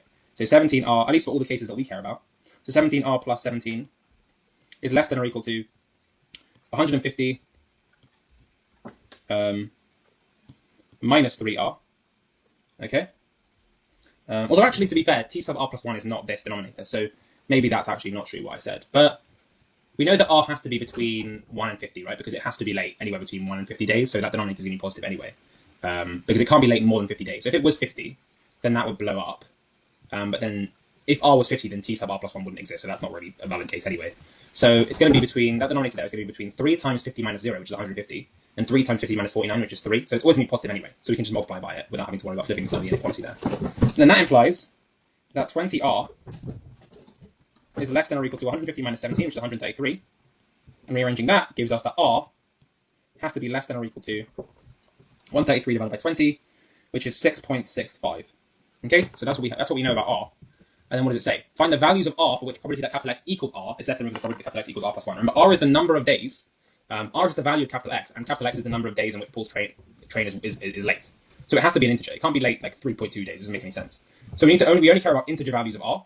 So because R has to be less than or equal to 6.6, the values of R that work in this case, such that the probability that capital X equals R is less than or equal to the probability that capital X equals R plus 1, are just the integers 1, 2, 3, 4, 5, and 6. So capital X has to be an integer, a positive integer, right? So R has to equal 1, 2, 3, 4, 5, 4, 6. Or you could say R is less than or equal to 6. That also works too. And you say R is an integer. R is an integer. That also works too, and I believe that's what they put on the mark scheme as well. But both of those work for that question, and that's all you need to do there. Now, part B, hence, find the most likely number of days in which the train will be late during a 50-day period. Okay? So effectively what that's saying is, we want to find the value of r such that the probability that capital X equals r is maximized. Okay, remember, r has to be an integer, because capital X has to be an integer. So for which integer value of r is the probability that capital X equals r the largest? Well, if you think about it, we know that it can't be r equals 1, because we know that if r equals 1, the probability that capital X equals 1 is less than or equal to the probability that capital X equals 2 from part A. Right? Because we know that the probability that capital X equals r is less than or equal to the probability that capital X equals r plus 1 for values of r between 1 and 6. Okay? So we know that, it can't be r equals 1 because we know that probability capital X equals 1 is less than or equal to probability capital X equals 2. So probability that capital X equals 2 is already guaranteed to be bigger than or equal to probability that capital X equals 1. Right? And then also, by that logic, it also can't be 2, 3, 4, 5, or 6. Okay? But then, we don't know after that. So we start checking capital R equals 7. Right? And just to recap, from part A, we know that the probability that capital X equals r is less than or equal to the probability capital X equals r plus 1 for values of r, which are integers between 1 and 6. Okay? So, since in part B, we're looking for the largest possible value for the probability that capital X equals r, it can't be the case that r is equal to 1, 2, 3, 4, 5, or 6, because we always know we can find a bigger probability value, or a value that is the same, corresponding to a different value of r. So we start looking elsewhere, right? And we note that the probability that capital X equals 7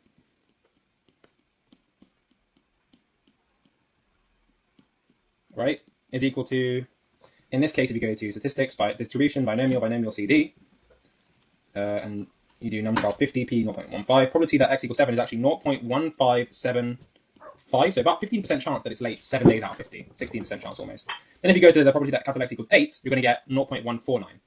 So you're going to start decreasing there. And we know that it's going to keep decreasing, because if it were to start increasing at any point in time again, then we would have found another solution for part A, because part A tells us when it's increasing effectively, right? Because it's discrete, so it can only take integer values. So we know that the probability that capital X equals 1 is less than or equal to probability capital X equals 2, probability capital X equals 2 is less than or equal to probability capital X equals 3, so on and so forth, all the way up to 6. But then after 6, we knew that there are no solutions to that inequality, right, from part A, so therefore it can never be true for any value of r between 6 and 49, the probability that capital X equals, the probability that capital X equals r is less than or equal to the probability capital X equals r plus 1. And that can never be true for r greater than 6. And so because it takes integer values and it's a discrete distribution, we know that it can only increase up to 6, right? Or up to 7 in this case, right? Because you know that probability that capital X equals 6 is less than or equal to probability capital X equals 7, like 6 solves this equation. The inequality in part A. So 6 solves that inequality. So we know it increases up to 7, but then after that, it's going to start decreasing, because otherwise it would increase again, and we would find another solution in part A, but we didn't. So therefore, we know that probability capital X equals 7 is the highest value, right? This is highest value. Else, there will be other solutions for part A.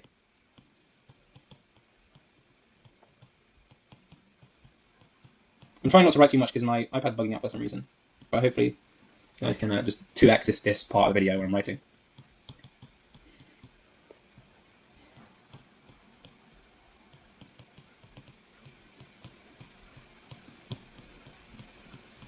Right, so yeah, so as I said, this is the highest possible value. The probability that capital X equals 7 is the highest and the most likely sort of event that capital X equals 7. So capital X equals 7 is the most likely event, because the probability that capital X equals 7 is the highest of all the probability that capital X equals r. It's of all the values of r, right? If I were to plug in r equals 1, 2, 3, or to 50, when r is equal to 7, I get the highest probability, which means that it's the most likely outcome effectively, right? And we know that because otherwise there'll be other solutions to the inequality in part A, because it increases up to 7, and then it has to decrease again, right? If you think about how the distribution actually looks. Obviously it's discrete, so it's just going to be a bunch of vertical lines, but it will increase, and the actual outcome, the y value of those will increase, but then it has to decrease after that, because if it increased at any point after that, it would be increasing, right? And so you'll be able to find another value of r to the solution to the inequality in part A, such that the probability that capital X equals r is less than or equal to the probability that capital X equals r plus 1. But well, we haven't found any other solution, so we know it's decreasing after 7. So 7 has to be the highest, and that's it. So there we go. So the probability capital X equals 7 is that. And so we say train is most likely to be late 7 days out of 50.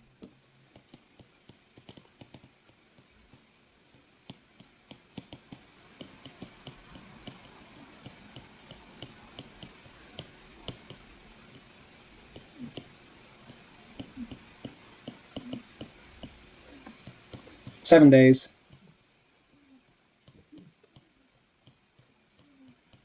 out of 50. Okay? And there we go. And that's it. That's the entire question and the entire paper now that I've covered. Thank you guys very much for watching. I'll see you guys in the next one. Goodbye.